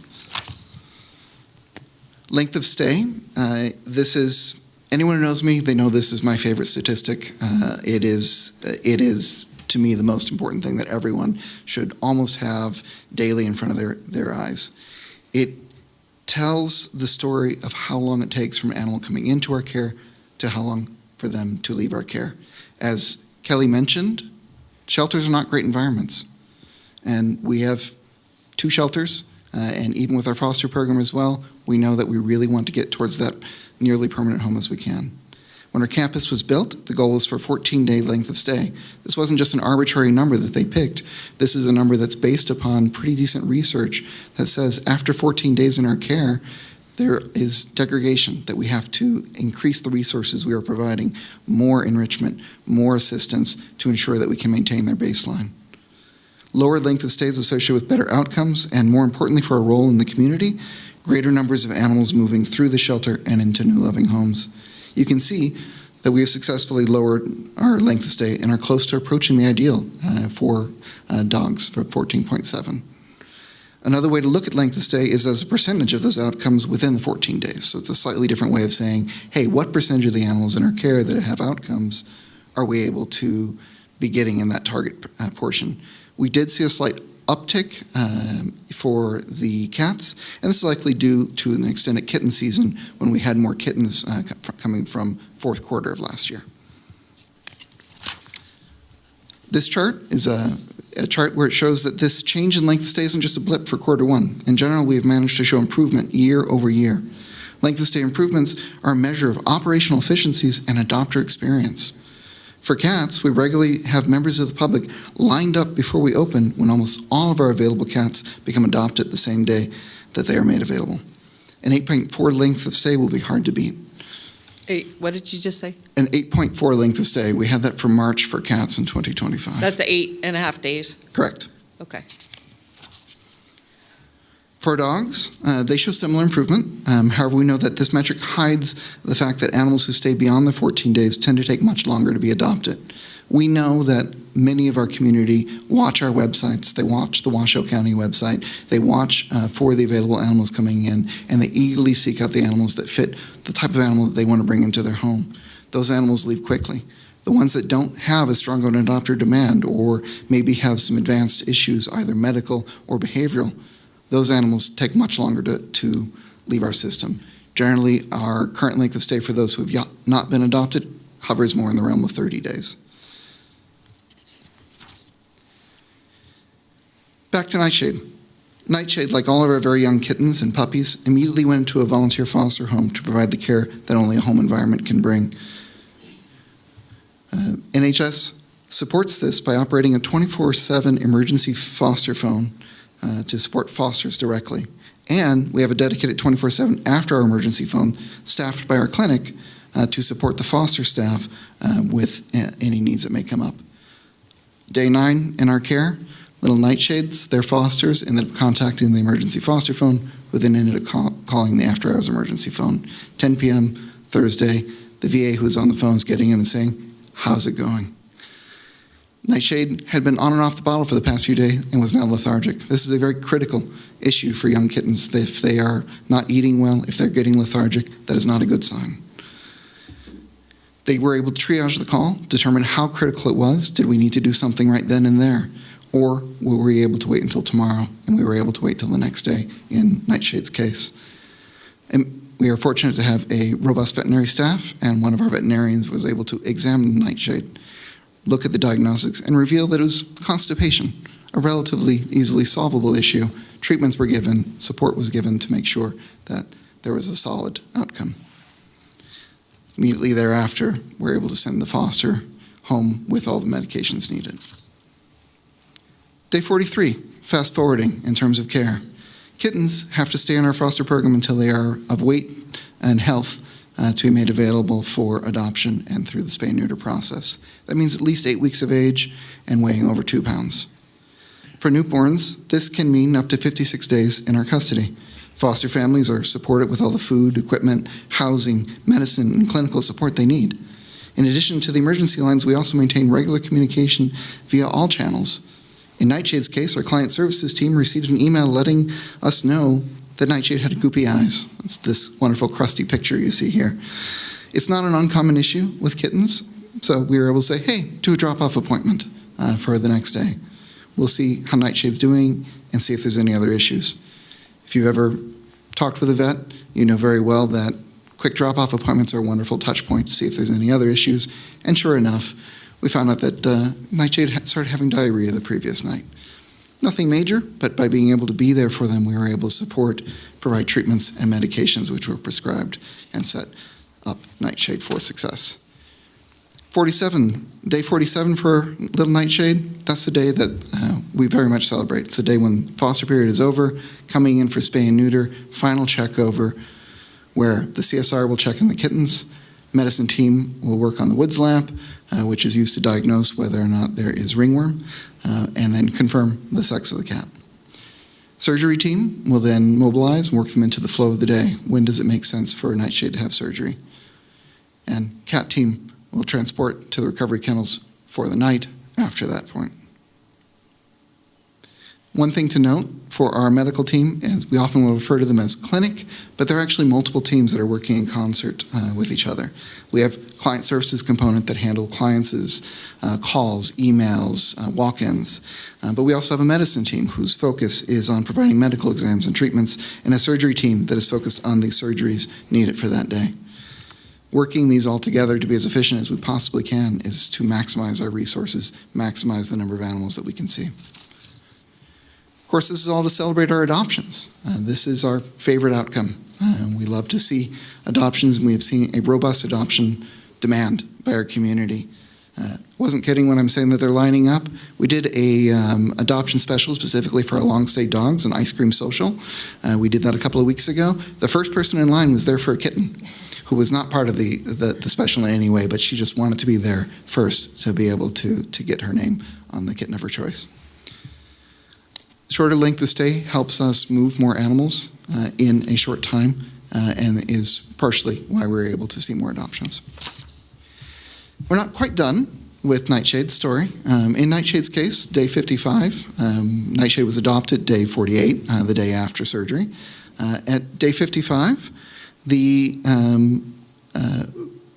had managed to schedule a public vaccine clinic appointment for the animal because kittens, they have a series of vaccinations they'll be needing, and we want to make it convenient. So when they're doing an adopt-it, we say, we have a clinic.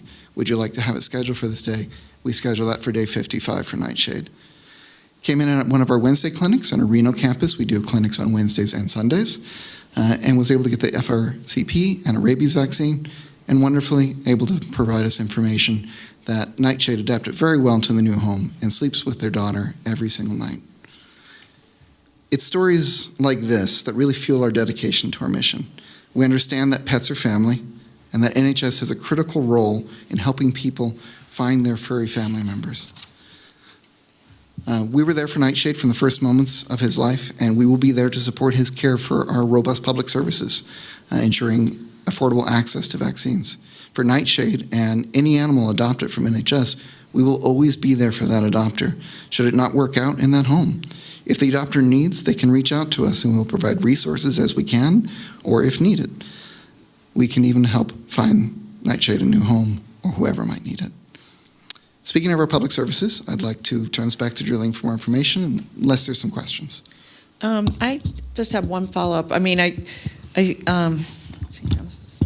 so appreciate, giving us the storyline on Nightshade because, obviously makes it real.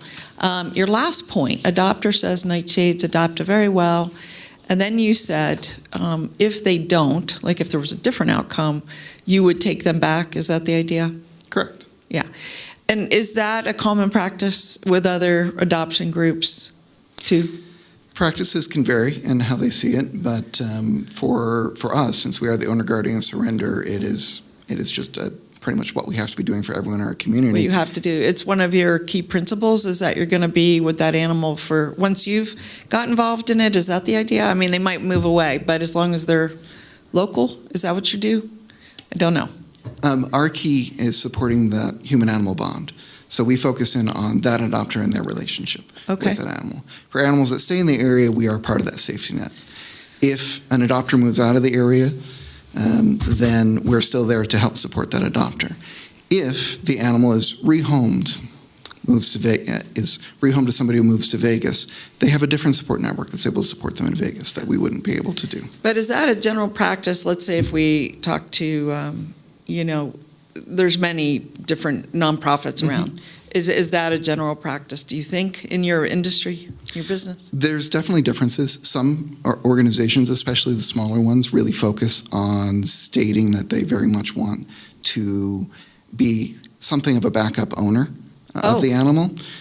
we tend to view us more as empowering the adopter and realizing that they are more than capable of making decisions about the welfare Well, of the animal. now I'm gonna ask a more complicated question, I guess. Okay. So let's say, I'll just pick the SPCA, first thing come to my mind.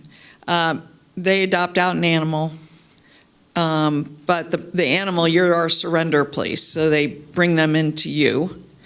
But do they share the history? Do you know that they came from the SPCA, now it's with you? I just wondering how this circle works. Sure. As part of being the owner guardian surrender, one of the things we certainly do is we ask a question. Where did they get the animal? It's good information for us to have. Any information we can get, we'll certainly take.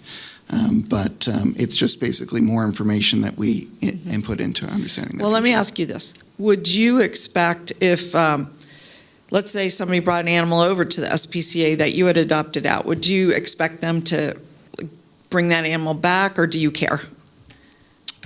No, we would not expect that they would, if they chose to bring the animal into their facility, we would not expect that they would.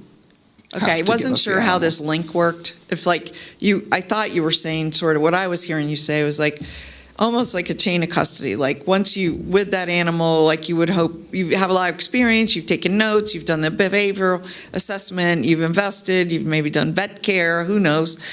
You could have invested quite a bit in that animal.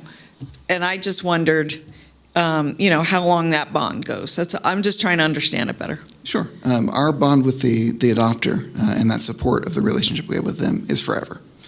Our bond to the animal, that is dependent upon where they are on their journey. In some cases, it might be that the owner rehomed to another, where they have a different relationship with them. I got you. Okay. Okay. All right. Well, I know in the past I've talked to different adoption agencies, and they do keep that relationship. I mean, I'll give you a personal example, and it's not even local. I inherited to rehome. I bought a house, and the owner asked me if I would adopt the dogs with the house, and they were two big German Shepherds. And you know what? I had instant love with these animals the minute I saw the house. And I said yes. My husband and I immediately said yes. Well, what happened was one of them died. Okay, within about a year, had cancer already. I found out where they originally got the animals was in a German Shepherd rescue down in LA. So I looked on their website, I called them up, and they were absolutely horrified to learn that the owner had done a rehoming to me.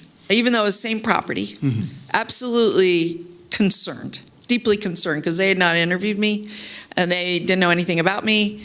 And, I think if they could have come and now I had one of two animals left. One died, one still living. I almost thought, are they coming to get this other animal? Like, should I not have it? But I'm giving you an extreme example because I really did think it was fairly extreme. I mean, I'm a pretty good pet owner. They don't know that. I get that.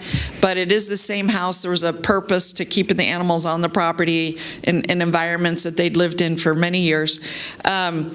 So I just wondered here, if how it works. I'm sure there's all these different rescues, like I just gave you an example of German Shepherd Rescue, and if you have, just how that works and the pro and con, I guess, of that.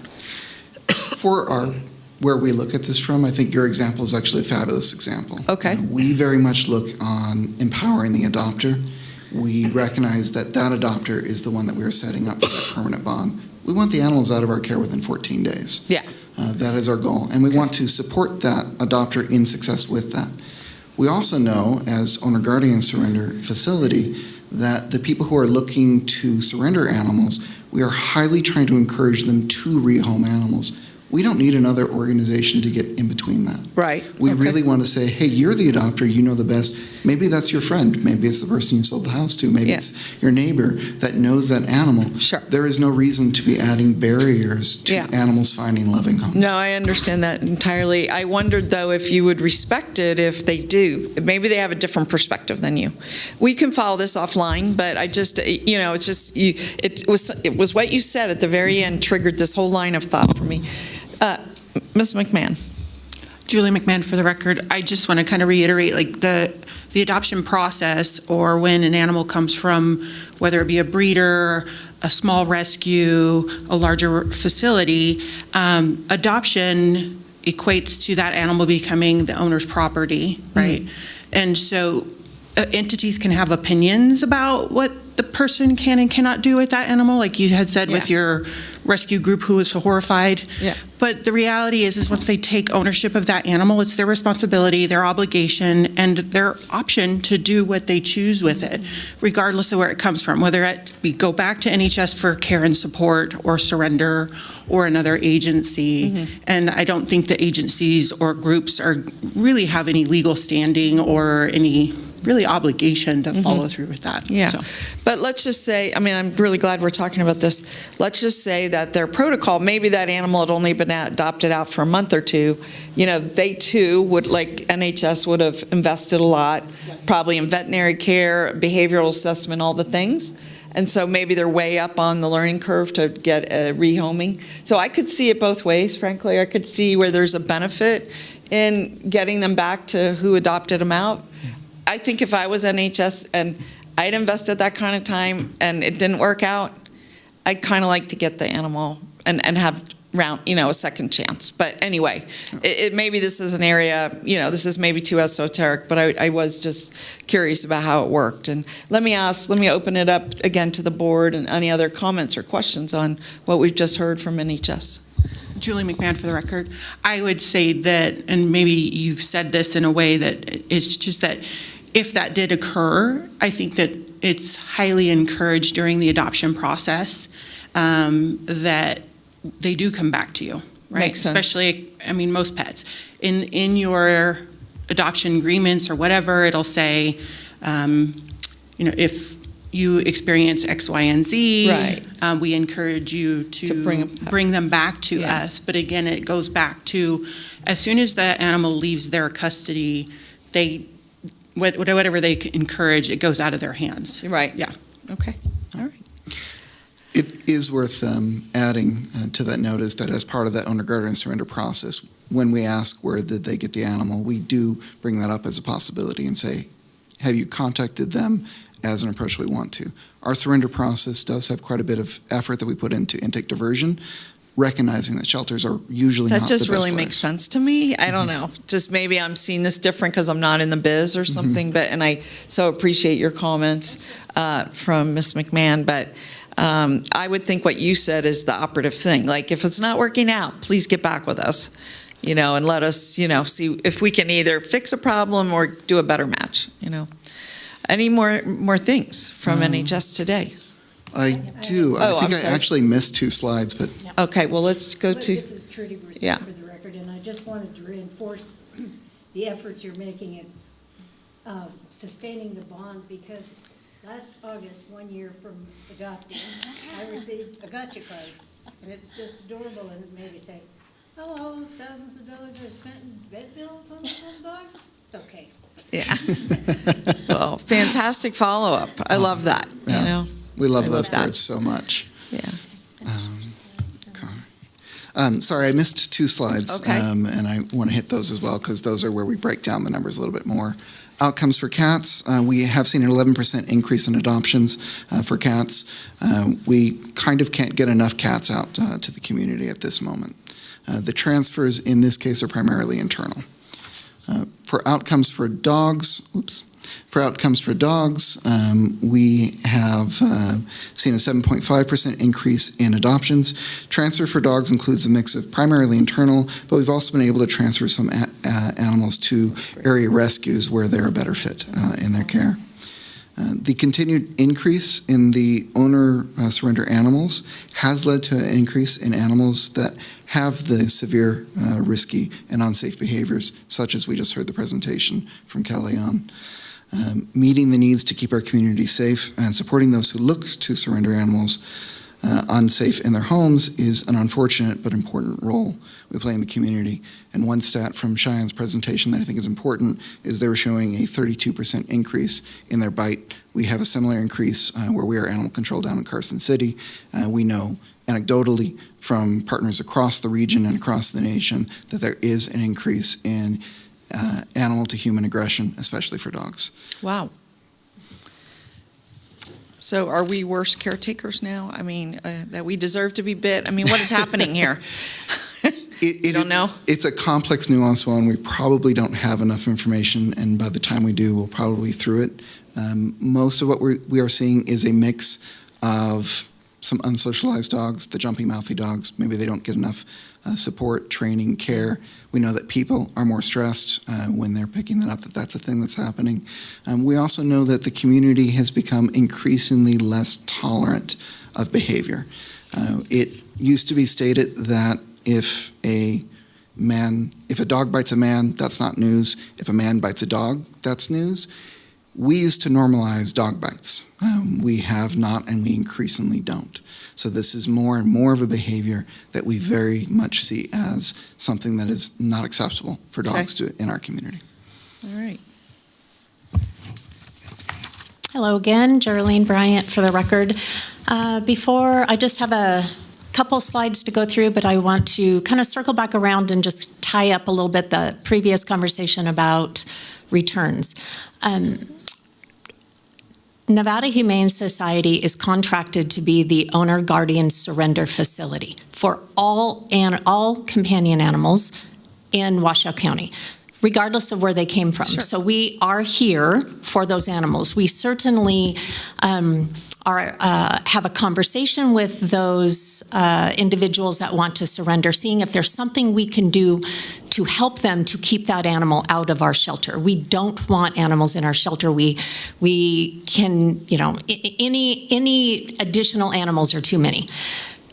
But we also respect that regardless of where that animal came from, it is the adopter's choice of where that animal goes, to Ms. McMahon's point, whether it's a friend, whether it's a new purchaser of their home, whether it's Nevada Humane Society, whether it's a different organization in town.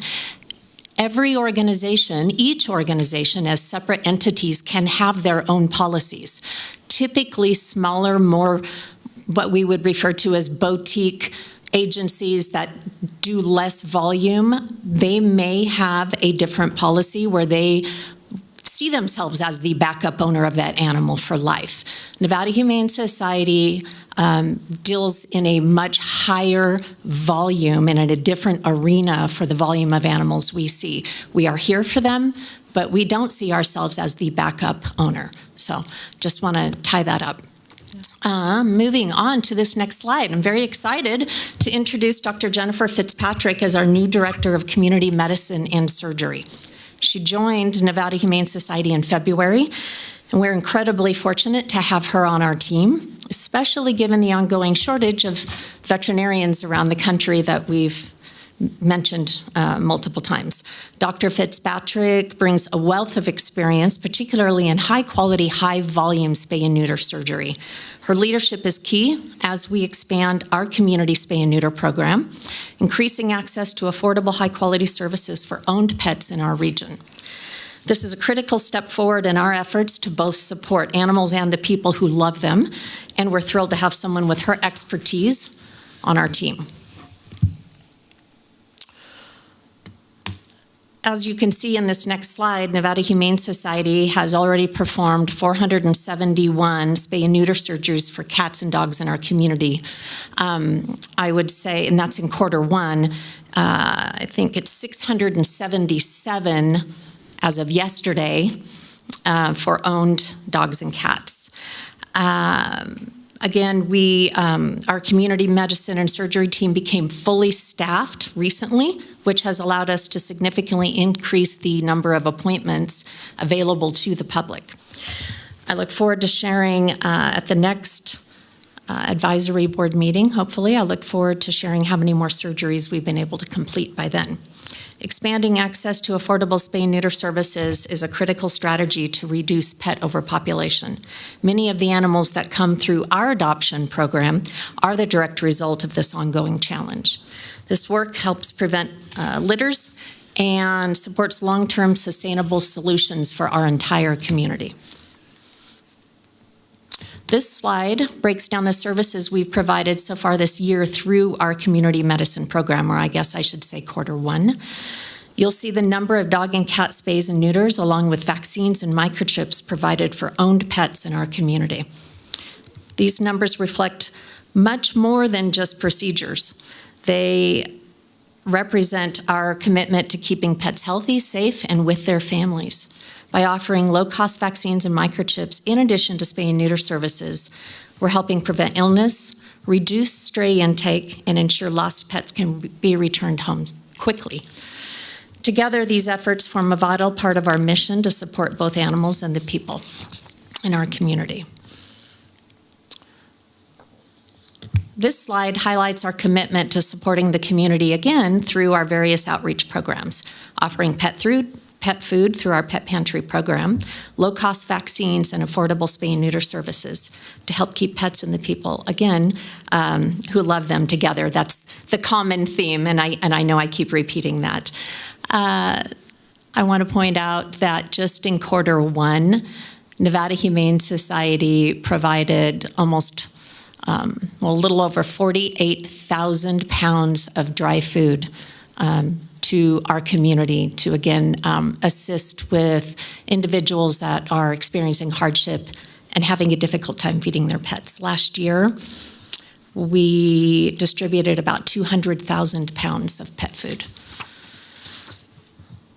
And then, lastly, last year, we did a wonderful event with Pets of the Homeless in Carson City, and it was very, very successful. And tomorrow, we'll be participating in a wellness clinic here in Reno in partnership with Feeding Pets of the Homeless. The expectation is that about 200 animals will be there in need of assistance, and NHS will be there providing microchips and spay and neuter vouchers to help support this very important effort. And with that, that concludes our update on our services and programs. And I want to thank you again for inviting us here today. And if you have any questions, we are happy to answer them. Yeah, Trudy. Trudy Broussard for the record. And I was wondering, obviously with the homeless pets, they're part of an organization and they know that these services are being offered. But how do you reach the community in general? The people who really want to do this but can't afford it and aren't aware of your program.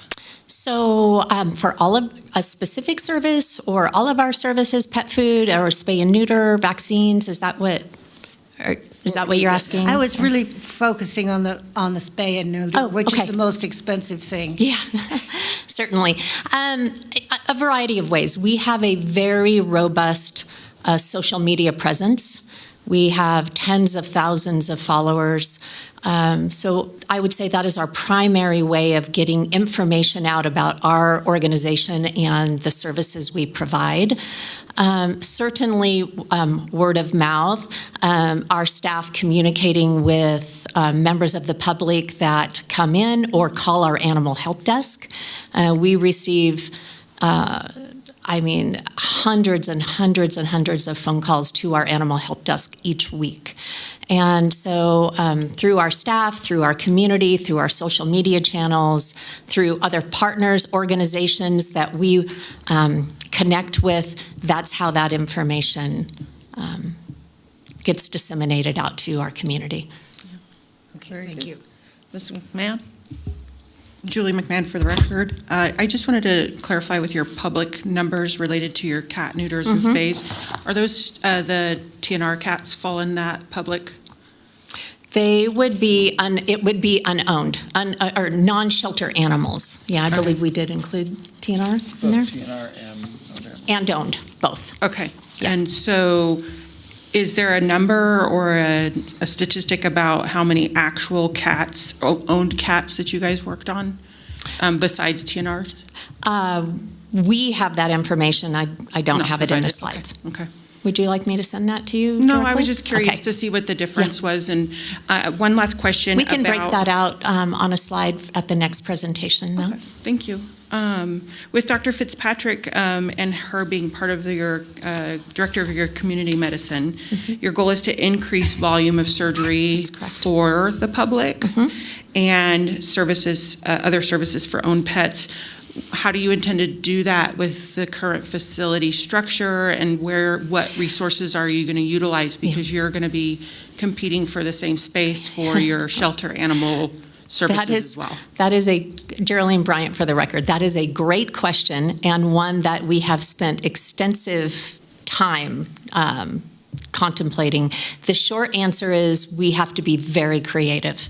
Dr. Fitzpatrick will be utilizing our surgery suite at the Reno campus over the week, every weekend, Saturday and Sunday, when our shelter veterinarians are not using it.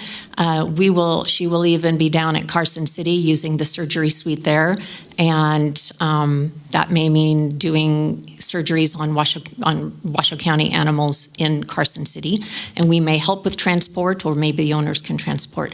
We, in fact, I think the next agenda item is an update on the spay and neuter. I was going to mention that, yeah. But we have a mobile spay and neuter vehicle. We are going to utilize that, even just parking it in our parking lot for efficiency, adjacent to our Reno clinic and doing surgeries in there. So nothing's off the table. And yeah. Any others? Joe, anything for NHS? No? I just wanted to put an asterisk on my example of the German Shepherd rescue in LA.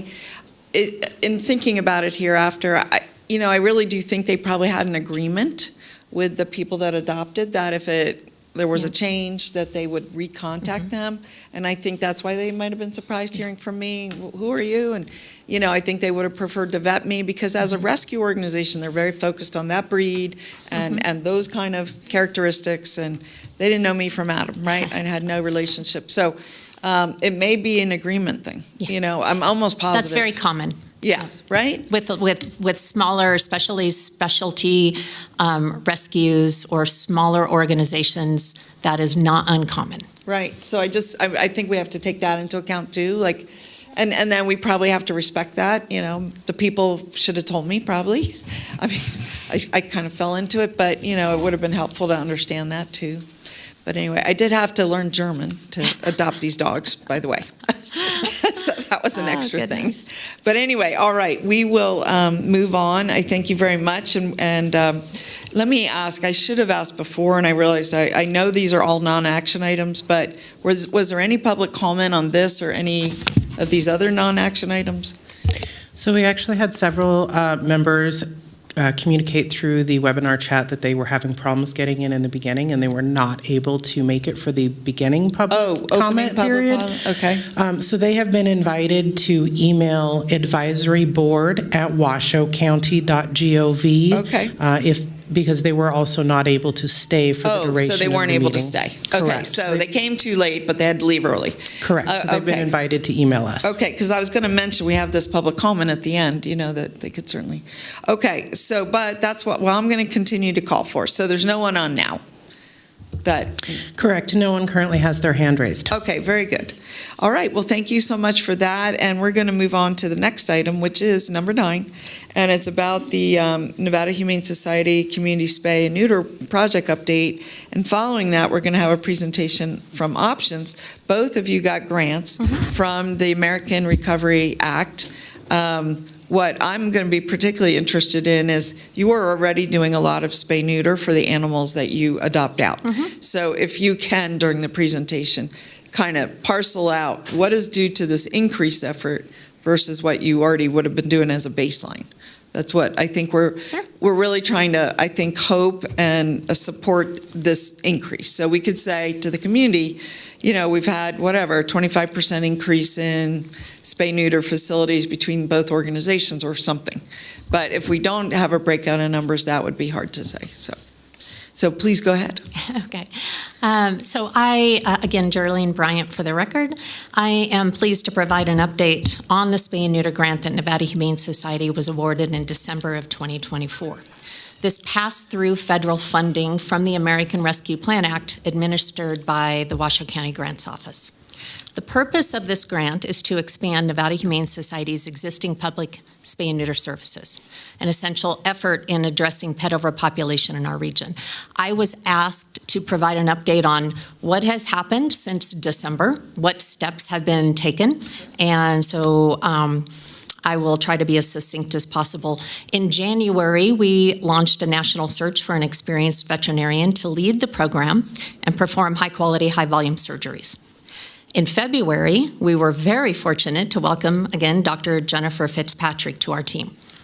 She's an exceptionally skilled veterinarian with extensive experience in high-volume, high-quality spay and neuter. During the same month, we identified and initiated critical repairs to our mobile surgical van and animal transport vehicles, bringing them back into service because they had been sitting since COVID, not being used. So there was quite a bit of work that needed to be done to them to get them up to speed so that they could be utilized again. In March, we purchased the medical equipment necessary to support the program expansion. We also implemented upgrades to our scheduling and medical tracking systems to improve operational efficiency and data accuracy. And what that means is we made it a lot easier for people to go online to our website, schedule those appointments based on the species, how big the animal is, what days, so on and so forth. And then our ability to track all of these different nuances of the program so that we can track how well we're doing and then be able to share that information with other groups. In April, we completed the hiring for the Community Medicine and Surgery Department, bringing on a full-time team, and that includes 1 veterinary technician and 2 veterinary assistants, in addition to Dr. Fitz. And I think one of them came from out of state. So it took a little bit of time.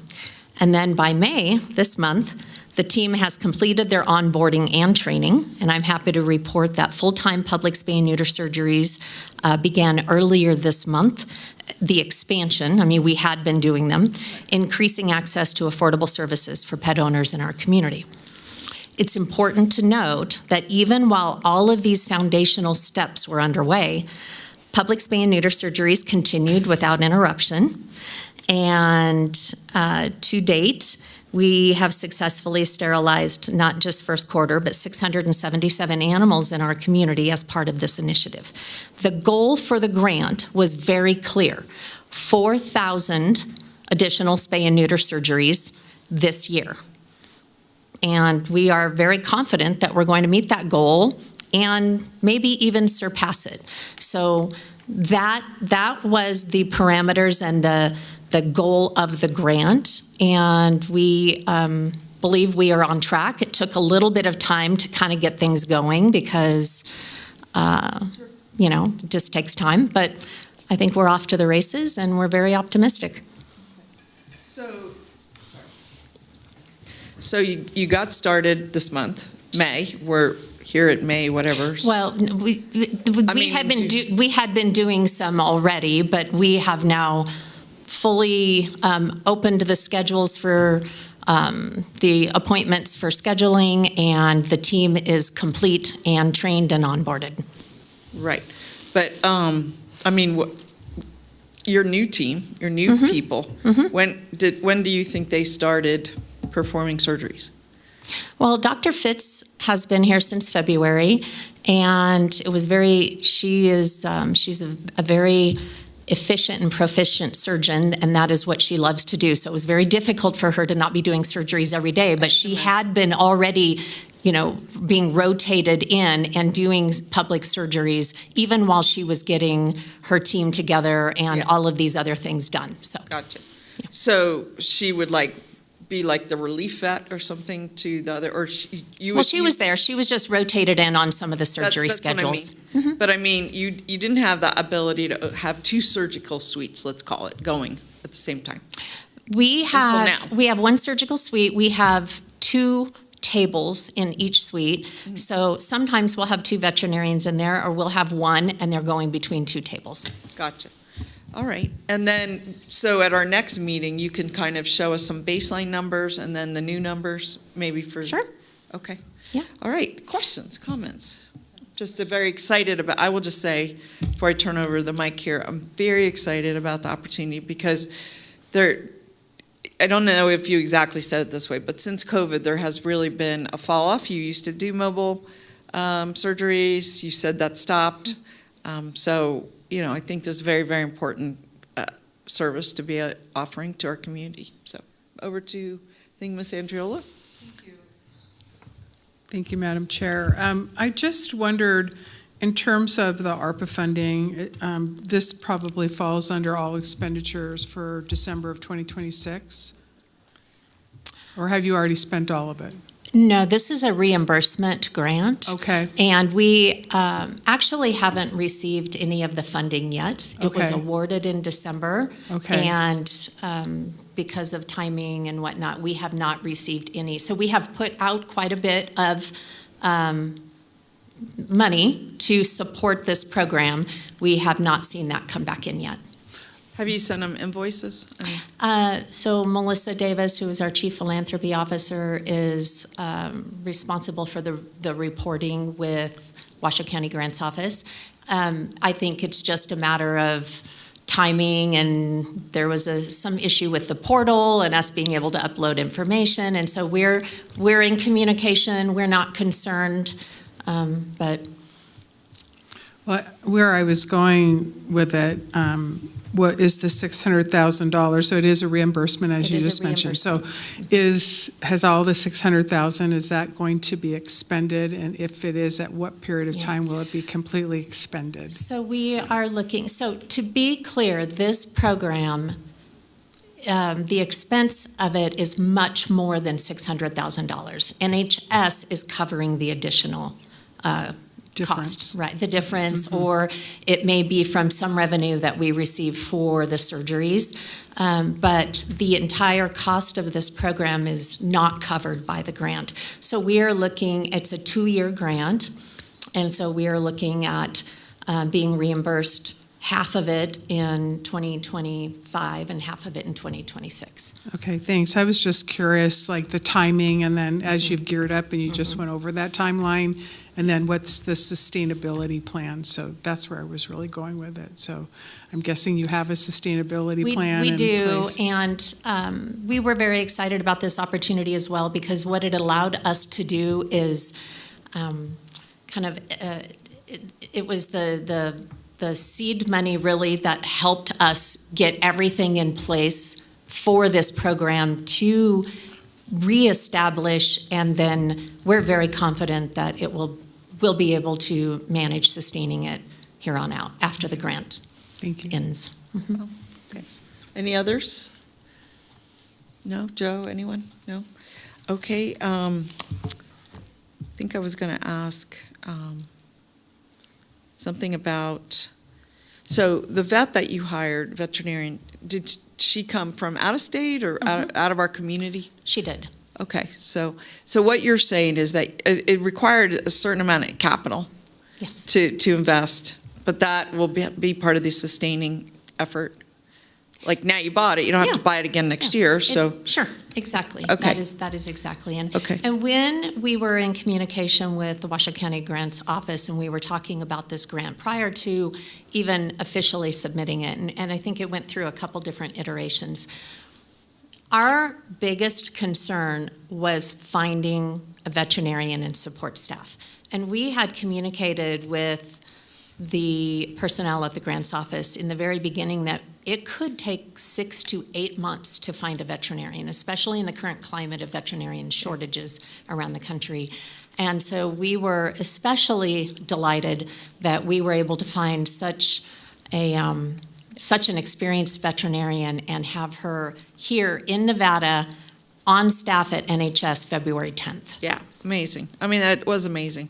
It's another amazing thing is that we live in an awesome community, and a lot of people want to move here. They do. They love the weather. What's that? There's a lot of people coming. That's what I mean. Like, they seem to find us and like love us. So it's not that surprising. I mean, we're if you like all seasons and the 300 days of Yes. sun and kind of where our community's going, then It was a little bit of a funny story that I actually stole her from a colleague of mine that runs another shelter, and she was her vet, and I said, sorry, Yeah. but we're still friends. Yeah, And- okay, good. One more thing, you did mention a cost. What is it? So I guess I was maybe under the mistaken impression, we'll hear this from options too, that it was to be either low cost or free, but what is it in actuality? It is low cost. So it is the typical or average cost of spaying or neutering a dog or cat, well, I'll say a dog, in our community at a private veterinarian. Varies, but it is not uncommon for it to be close to $1,000. Yeah, I've heard that number before, too. For Nevada Humane Society, it would be $200, $250. Gotcha. For the typical person. If there is someone in our community that desperately wants to get their animal sterilized and they can't cover that cost, we are certainly here to work with them on what that looks like. Okay. All right. Any final wrap-up questions here? All right. Thank you so much for that update. Thank you very much. I hope you'll keep us abreast. Like I said, in the next update, come with some numbers. What was your baseline before this, before February, before the veterinary was hired? Where were you? And where are you now, for next time? Well, yes, I'm happy to do that, but I will also share that the veterinarian is not, so even in December, our veterinarians that were already existing, they can do public spay and neuters too. So the grant doesn't differentiate who does the surgeries. Yeah. It was just an expansion above and beyond what we I totally were get it. typically. I didn't mean to Yeah. just her. Okay. I meant just there's a baseline Sure. somewhere where you started Yeah. and then where you are to meet your 4,000 goal. Yep. And get the second surgical suite set up and the equipment that you mentioned and the mobile, all that. Okay. Thank you very much. Thanks. All right, we're going to close that out, number 9, and move on to 10, which is the Options Veterinary Care spay-neuter services update. So, welcome to Ms. Brown. Hi, thank you Hi. all. I'm Bonnie Brown with Options Veterinary Care, and I'm going to apologize and not bore you with the story of the low-tech You're gonna- presentation today. I see. I No, you have no decided- apologies. We take everything, so. Hopefully we can. And they could probably adjust that to Zoom properly, is that right? I don't know, but you're seeing most of it, so, and next time I'll make sure to be. Is more that, time. Madam Clerk, is that something they do in the back, or is that something you do here? No, this is basically an overhead projector, so they can do a little bit, as you can see here.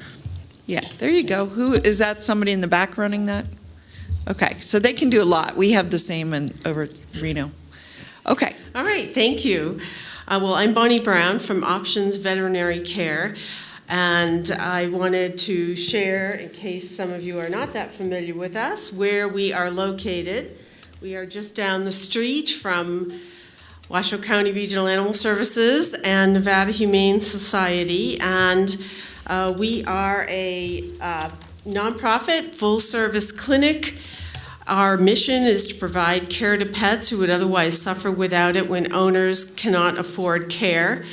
And we work with other local veterinary practices. We do not compete with them. Our goal is to help the clients that they would love to help but are unable to help because the client cannot afford the cost of the services. And so our mission, we feel, fits really well with Washoe County's mission because part of the One Health initiative is that the health and well-being of animals is tied to the health and well-being of the humans in the community. So we take our role in that very seriously. And the clinic is fully outfitted. We really have everything most other full-service veterinary practices have. So often people ask us, how are we able to provide affordable services? And it is an ongoing challenge because Options is a fairly new organization. We've been around since 2020. We started right at the beginning of the pandemic. And the reason why veterinary care is so expensive is it is very expensive to provide it. So we are able to do it by utilizing incremental care strategies. Many of you may be familiar with those, but I'd be happy to talk more about it if you have questions. We also work with partner organizations that cover some of the costs for some clients. We receive grants and also donations from individuals and local businesses. Last year, Options provided veterinary care to over 9,800 dogs and cats in the community. About 3,400 of those were spay-neuter surgeries. And we do operate on a very modest budget. We have under $2 million a year, so we make a little go a very long way.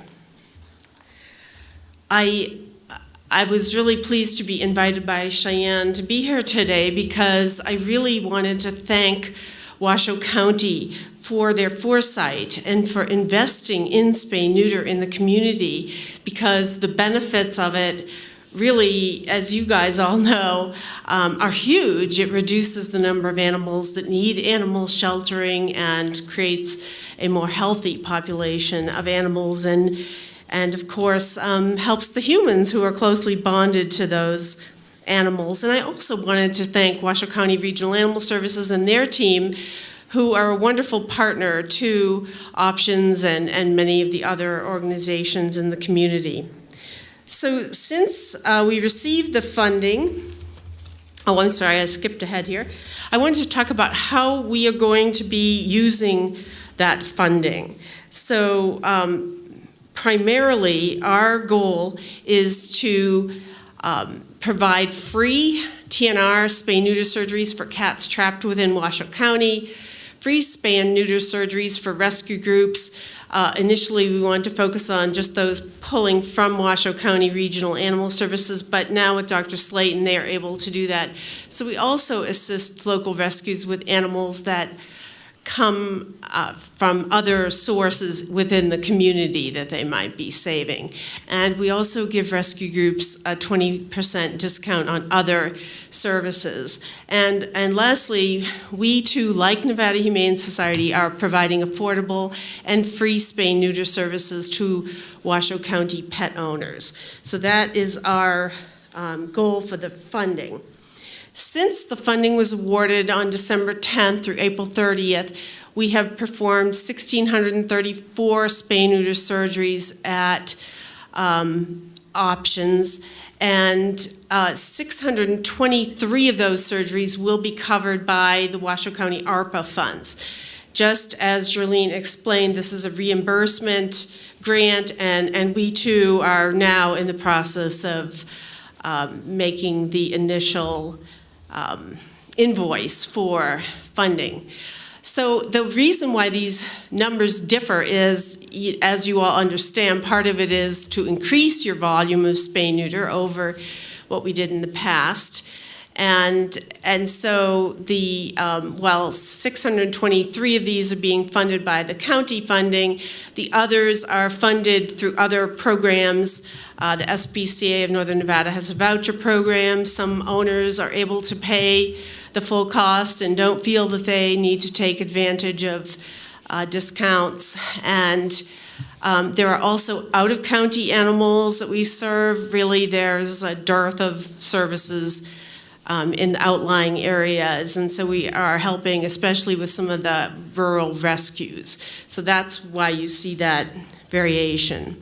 And in the future, I endeavor to provide you more detailed information about where clients are coming from and which animals specifically, whether it's mostly TNR cats or dogs versus cats that are owned. So I will definitely be able to provide that for you going forward. I did want to highlight a couple of cool things that have happened.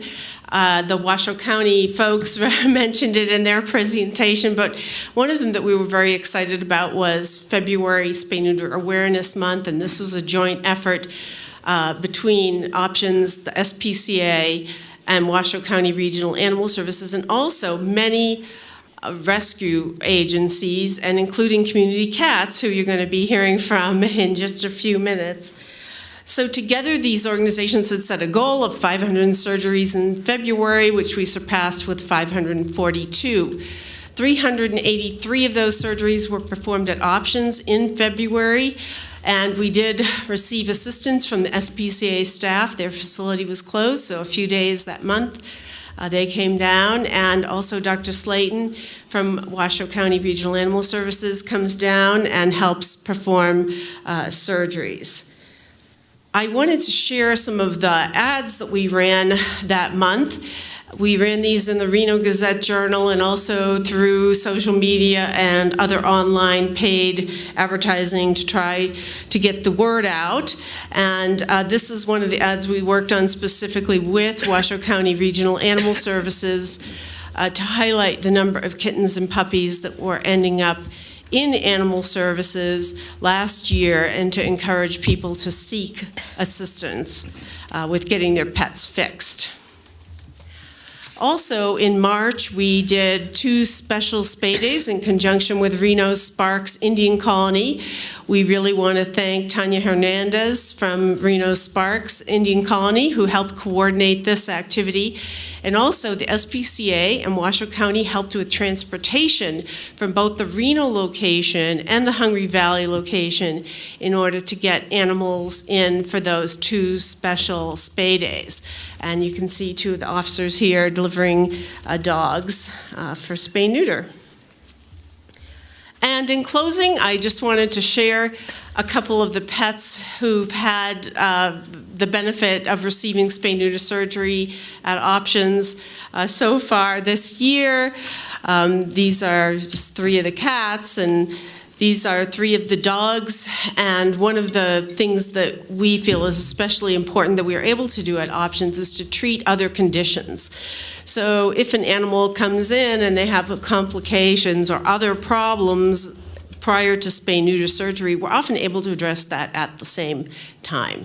So many spay-neuter clinics do this, but not all. Many of them strictly spay and neuter, and that's it.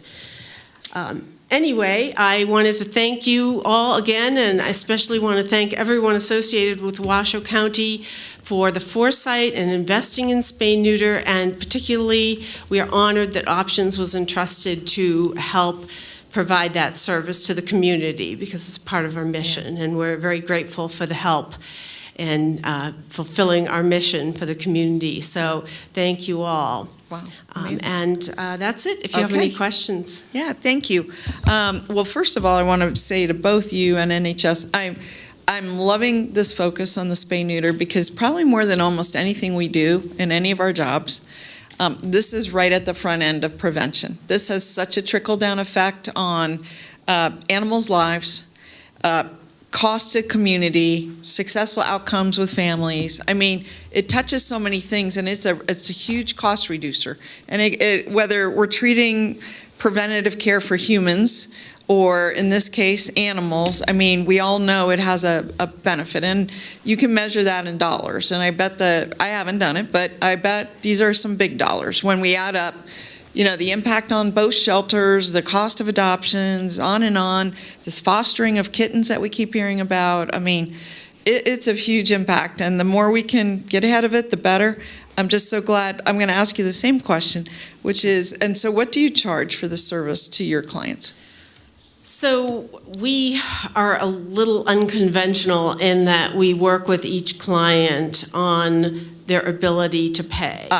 And so clients pay anything from so as Jerlene rightly stated, a dog spay could easily cost $1,000 in the community, and ours is probably closer to $400 at the full price that we would charge.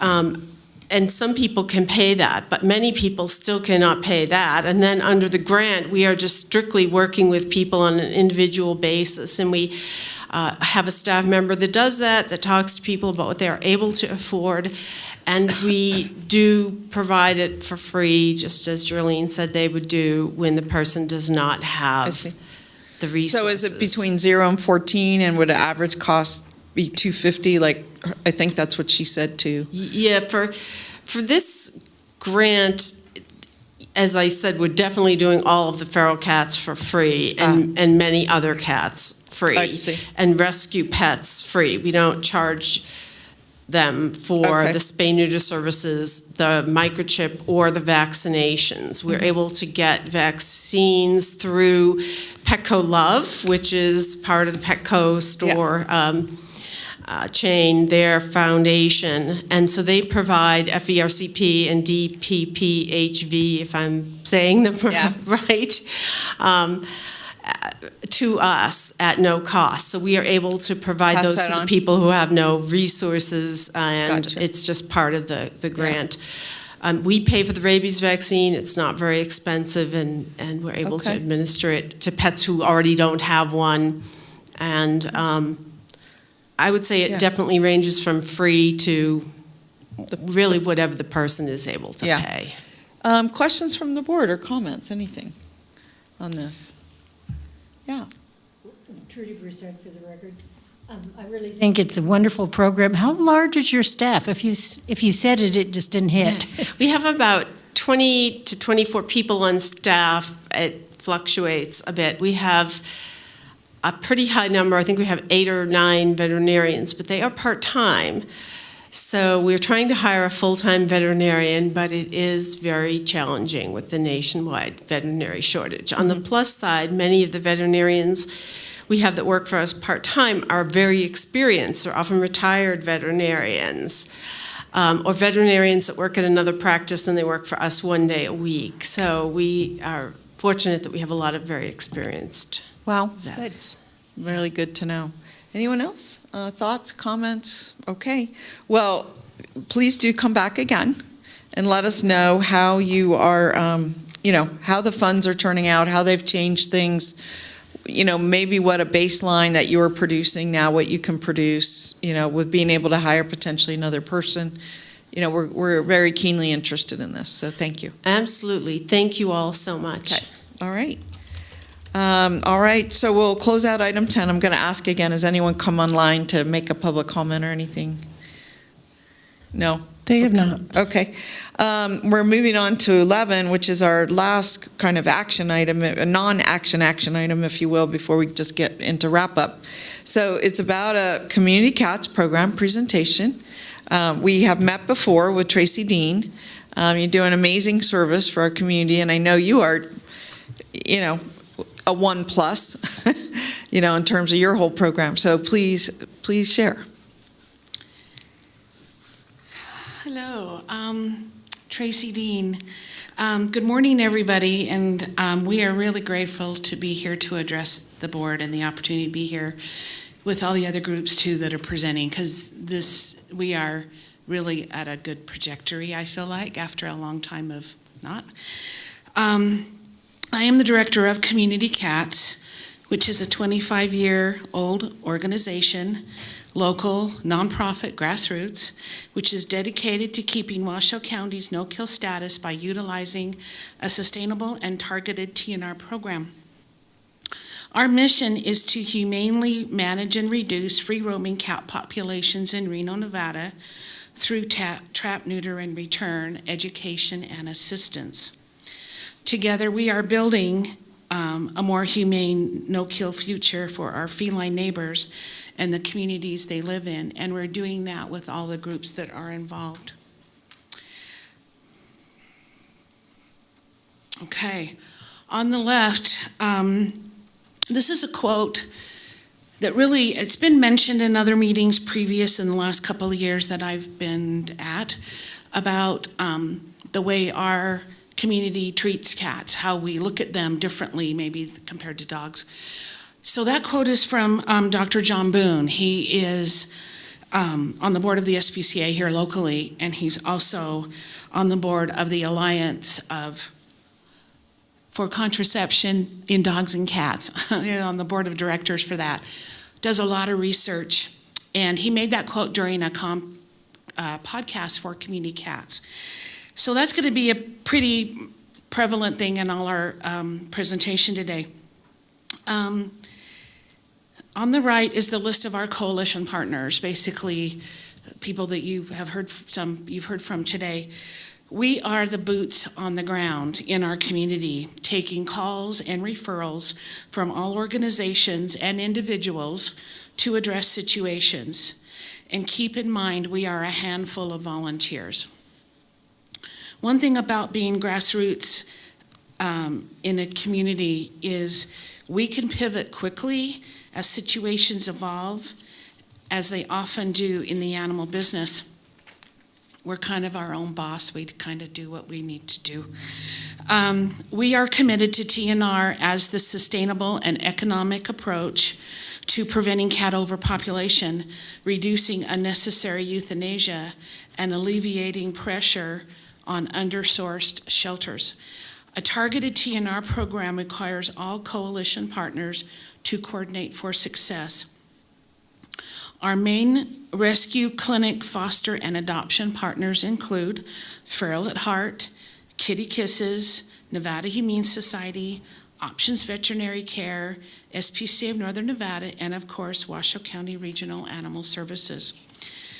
We work to provide passionate and effective solutions for community cats.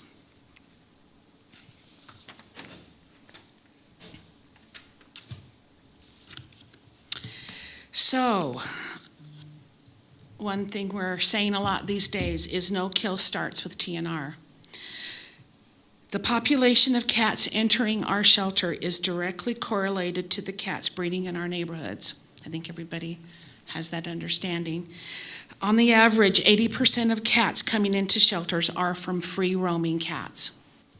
They can be owned cats, they can be stray cats, they can be totally feral, never touched by human cats. They are breeding in our neighborhoods. It is in the best interest of all involved organizations to prevent the litters from being born in the first place, which I think we just heard a lot about that too. And this is why we have completely focused since December 3rd with the goal of moving TNR forward as a sustainable and targeted program. We know this will require more support from our community, and we are reaching the limits of what our volunteers as a grassroots nonprofit group can accomplish from week to week. As Dr. Boone states in his vision statement for Washoe County, securing funding and resources to implement a big picture plan is necessary to keep moving forward. I said December 3rd because I don't know if everybody knows, December 3rd was a very big day. And we have now been able to collect a massive more quantity of data that'll help us all. And it is a work in progress, as we say, we're collecting more data and understanding how we need to break it out in subsets a whole lot more. We will continue to work on providing the numbers that are important to people, and you are welcome to tell me what is important to you. But as you can see, Little Community Cats, which I took over in 2022, 363 cats helped that entire year, 552 cats in 2024, 849 cats helped in 2024, I think I said 23, 24. Our numbers went from an average of 54 cats in January to November of 2024. In December, we were able to help 130 cats alone in December. And that is December 3rd started our Washoe County partnership of doing TNR cats. So I want to just interrupt you for a sec. You said we need to pay special attention to December 3rd. December 3rd. December 3rd. So that's when the partnership began? That's when the county started offering a TNR clinic. Gotcha. We had maxed out our 2 other clinics. We were pretty much okay. Flooding them. And this just added a whole new clinic opportunity to us, which is what we're about. You're right. The clinic is the answer. Gotcha. And the Washoe County's commitment between the Animal Services Advisory Board and the Animal Services to start the TNR program because of Dr. Slayton, and now the funding coming in has really been a game changer for us. So far this year, from January to April of 2025, we have helped over 562 cats. Right. You see, incredible numbers. And that includes 41 cats or kittens that came off the street, that were living outside. They were either young enough kittens to be socialized, they were people's pets that had a microchip. They went in a cat trap at a cat colony, and they got either reunited with their owner or they were able to be adopted through as a pet again. And also a big number here, and this is just minimal. I didn't we haven't really fleshed all this out, but at a minimum, over 274 females were spayed in that time frame, the first 4 months of this year. And that means that equates into 274 litters were prevented from being born. And right now, those same cats, if they had not been fixed, would be producing their second litter already. Wow. So, that's a lot. And I know it'll feel like, I say this, it's not in my script, it will not feel like we fixed anybody. Okay. You mean dropping the bucket? The kittens flowing in will flow in. We are also working to incorporate data from other individuals and groups, and we hope to create a more accurate snapshot of our community. With assistance from our coalition partners, one of our goals is to have data in one spot so we can see a complete picture. Right now, you're getting flooded with a lot of numbers, right? And they're not all collected the same way, they're not all collected for the same time frames.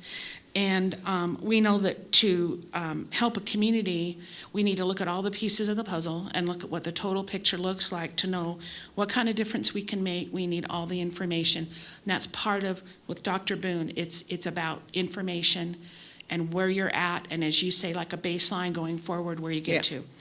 I believe we gave, in October of '24, we gave the board members here a bound booklet on information regarding the Counting Cats research and findings. This document is serving as our roadmap, basically, for our wanting to see the big picture. This slide was created by Washoe County Animal Services, and we really appreciate that because this was kind of our first moving forward with this is zip code. Because when you're collecting data, and some grants come in under a certain zip code.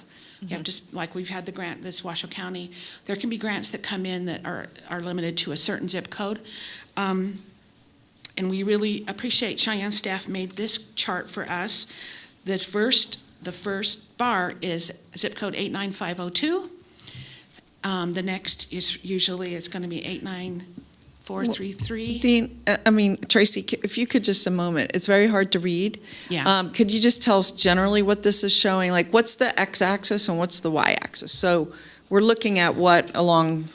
This went from the last 5 years. So it starts with 2020. Well, what are the? And then. Is it years? Is it? Zip code over number of cats. The zip codes are listed on the left. So the top zip code is 89502. Okay, so those are the different zip codes, and then what's along the bottom? That's the year? Number of cats. Number of cats. That's the year, 2020, 21, 22, 23, 24. And then the bar has the number of cats, but what are the colors then? Those are the years? Okay, good.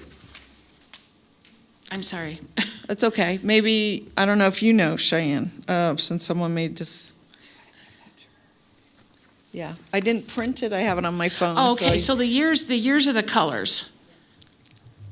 And I'm sorry. Okay, the years are the colors. Yeah. The colors are the years, better way to say it. And the zip codes are on the x-axis, the up and down, and along the bottom are actual number of cats. Yes. Okay, I gotcha. Yes. So we can see. 89502, Yeah. 89433, and 89431. Yeah. When My I kn- suggestion, of just just trying to be advisory board, this is a very complicated chart, and I think it's not quite getting its point across. Right. It'd probably be better to have a little less data and break it out under multiple charts, and maybe just pick one zip code, like your biggest, your middle, and your small, to give us the range, and be able to show, this in a different way. That would be my one, if you come back and talk through this data. But because we want to grasp it, and it's there's so many variables going on. So you have the zip codes, you have the years, you have the numbers, and we have many of each. It's not just like 3 years or 4 zip codes. Right. We have many of each. And it's just hard to fully grasp what this story is telling us. Is there a way you could summarize what this story is? I will summarize. When I met with Dr. Fitzpatrick from Nevada Humane Society, Yeah. She said, where's the areas that need the most help? Okay, so that's That's helpful. it. And those are those top 3 zip Right. code numbers is the numbers I just said. So that's your 89502, 89431, and 89433 are areas to focus. That's the main, because the zip code is, 89502 is a huge zip Yeah. code, right? And it covers a lot of geography.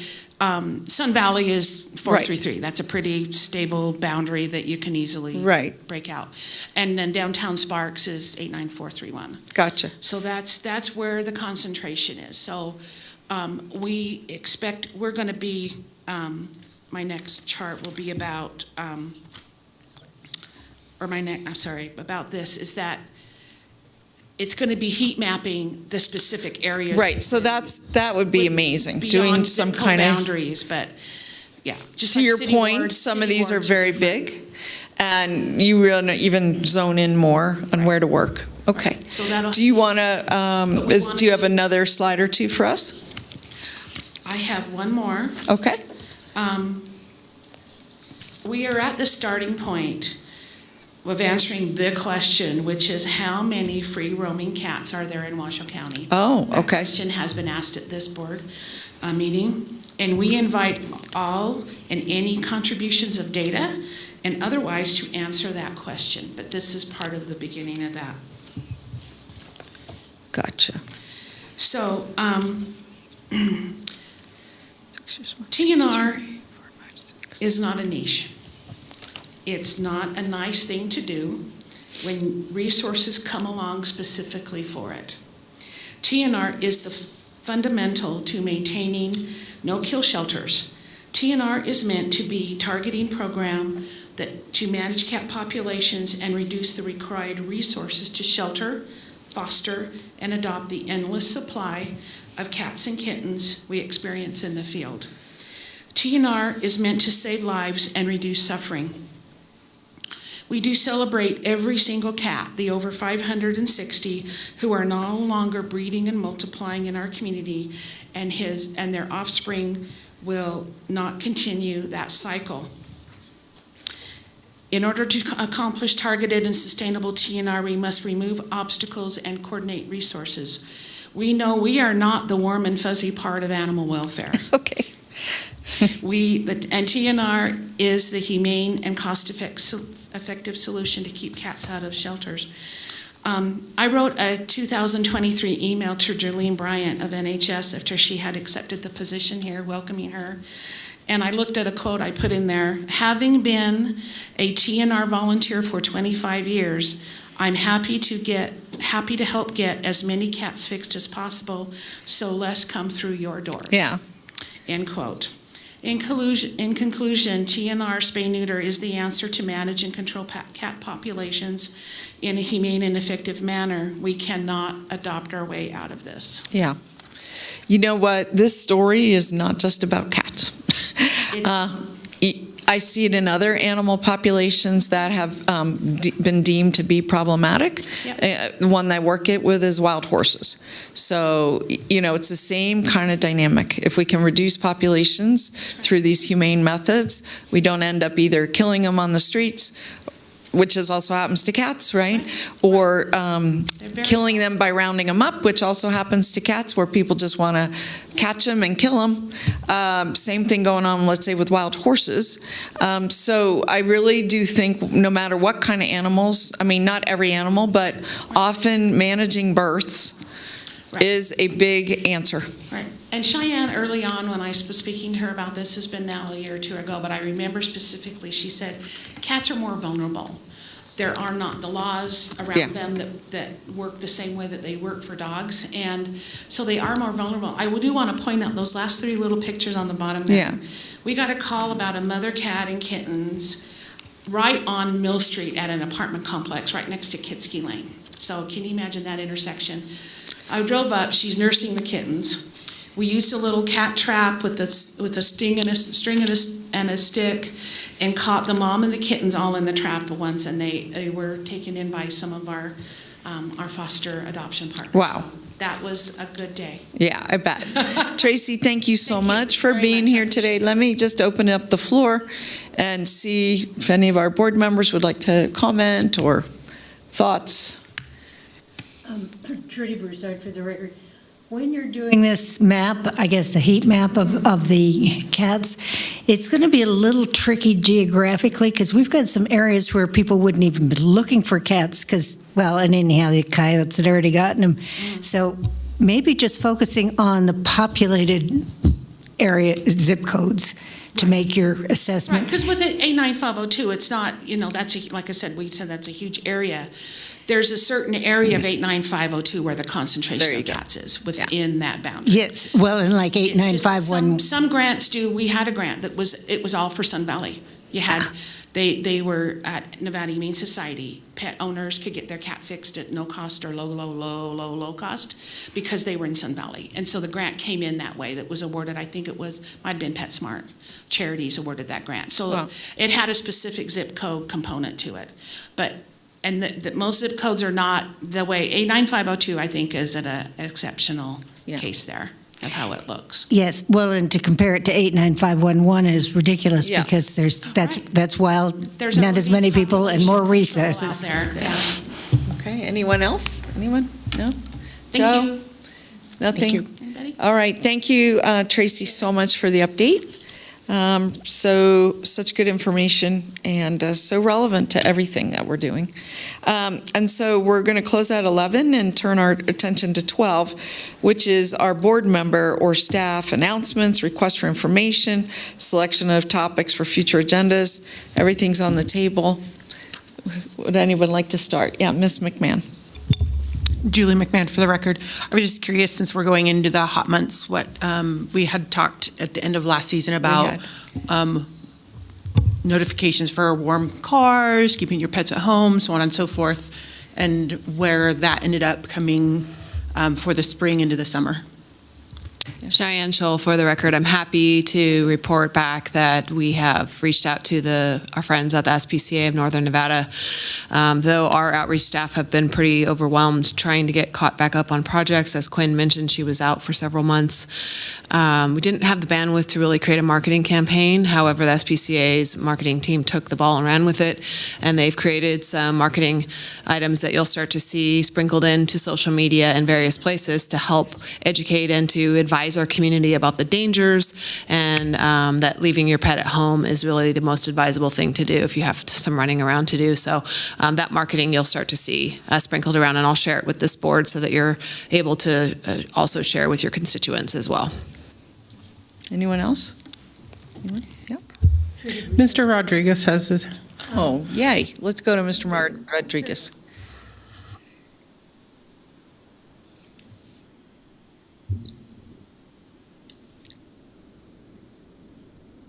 Such a good idea.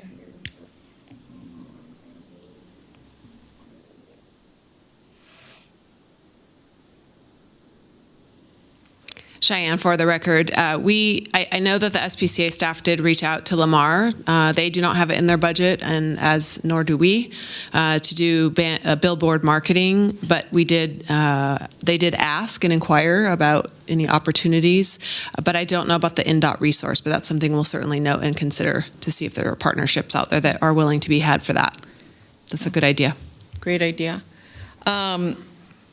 I know last year when Mr. Anderson was on the board and myself, we talked a lot about getting maybe with some of the big box stores that have the big parking lots. And I was on a trip recently, and one of the first things I saw was in a warmer climate. They had one of those sandwich boards right out front, which reminded people to not leave their animals in the car. And I thought that would probably be more effective Costco messaging, Sam's Club messaging than smaller signs. You know, they were like sandwich boards right at the front, not where they've come in, but before they get in. And I was thinking I really needed to reach out. This was just a couple weeks ago, so I will try again on particularly those big box stores. But I also wanted to observe that I've seen more dogs recently in stores like Lowe's and Home Depot than I ever have. And has anyone else observed this? I mean, I'm seeing a lot.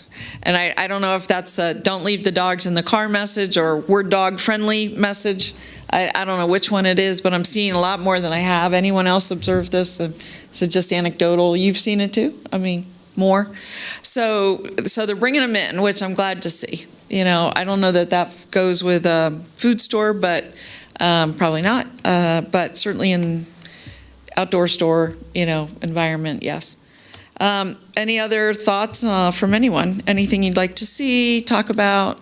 I know it is a really busy season coming up, and I know I already asked if we could see the transfer protocol and the agreement.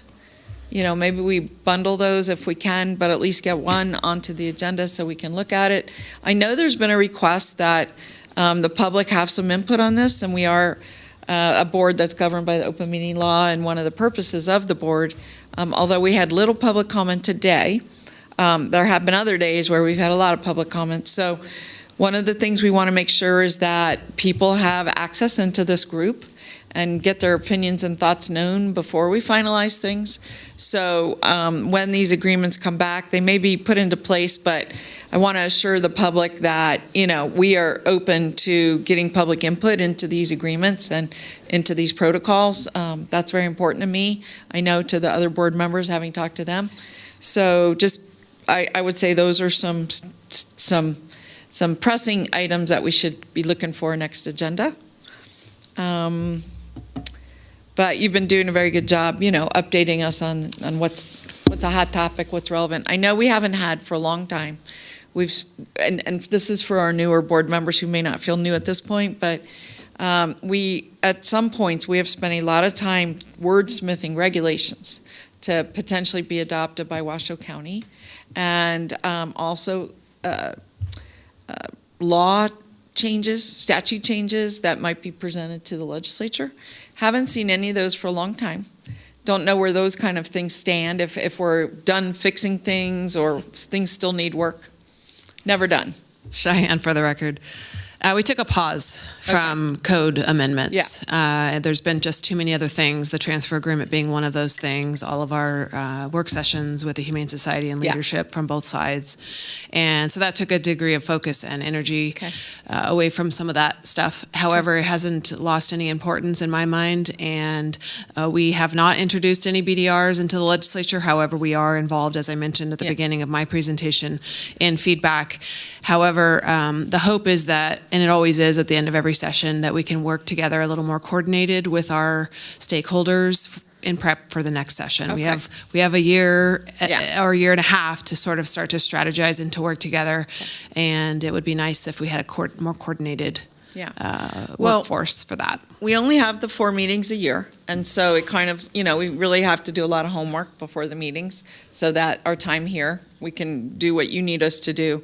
But just heads up to our board members, we've spent, an hour wordsmithing stuff, like it needed to be done, and they wanted our advice, and that's why we're here. So just, let's say months from now, a couple meetings from now, we may be getting back into something like that, looking forward to a future session. So, okay. All right, well. I had please, go ahead. Trudy Broussard for the record.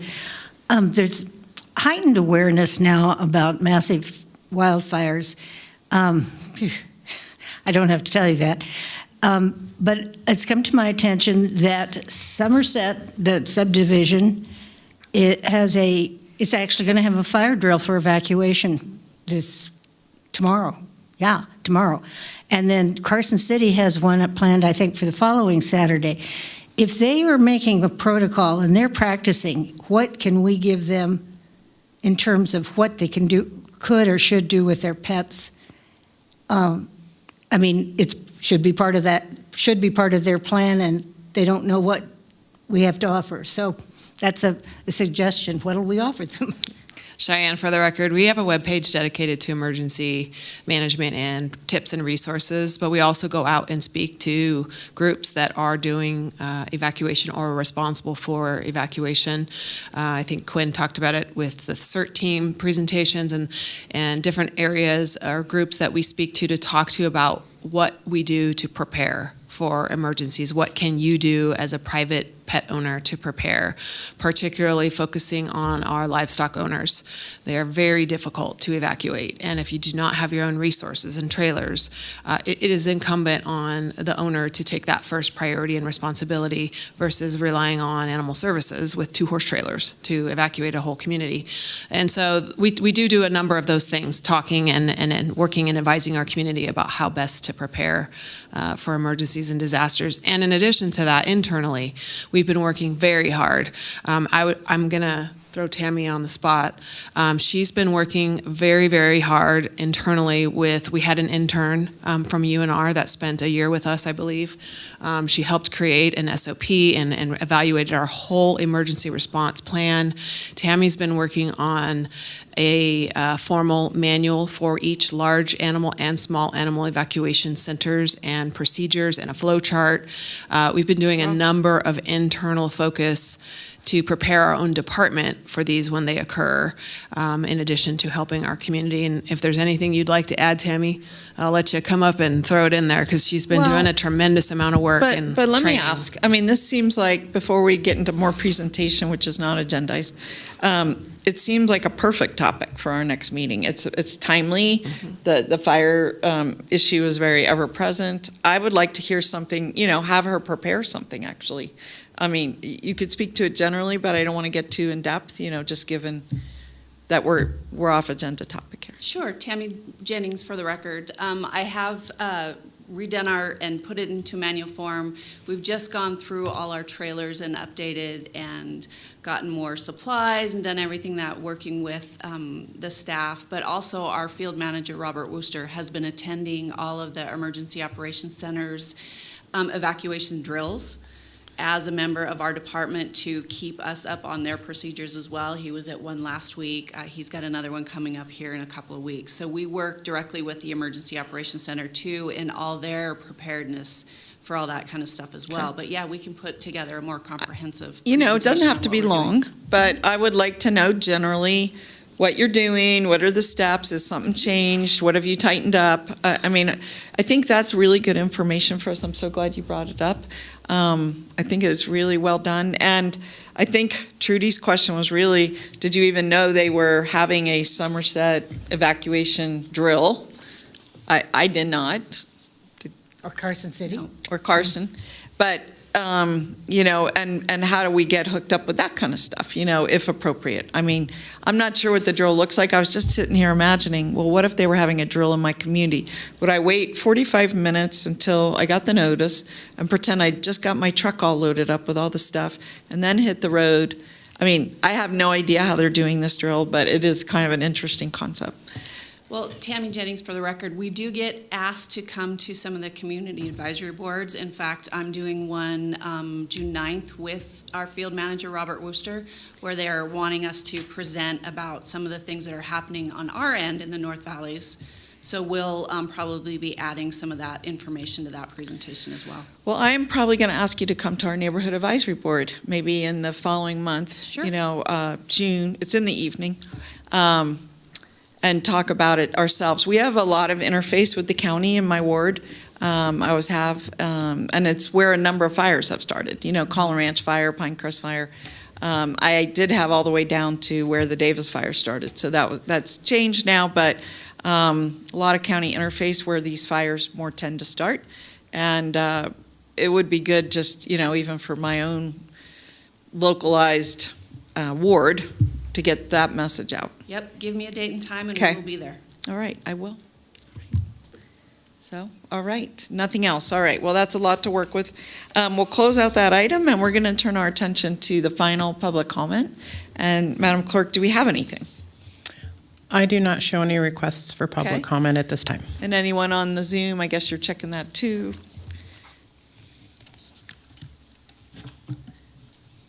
Nothing, okay. All right, well, with that, I want to thank everybody for their attendance today. Great questions, good dialogue with everyone. I think we've given out, we fulfilled our mission today. We gave some advice on a couple of different points. And I really appreciate, everyone who's on this board, your dedication to the issues. Once a quarter, it's not like every week we're talking animals, but I know the groups we're talking to are talking it every day. We only come here periodically, but I'm glad that we do come here and make this effort to give this kind of advice and stay engaged. So with that, I am going to declare us adjourned. Thank you so much. I did break my goal, by the way, and that's because everyone helped.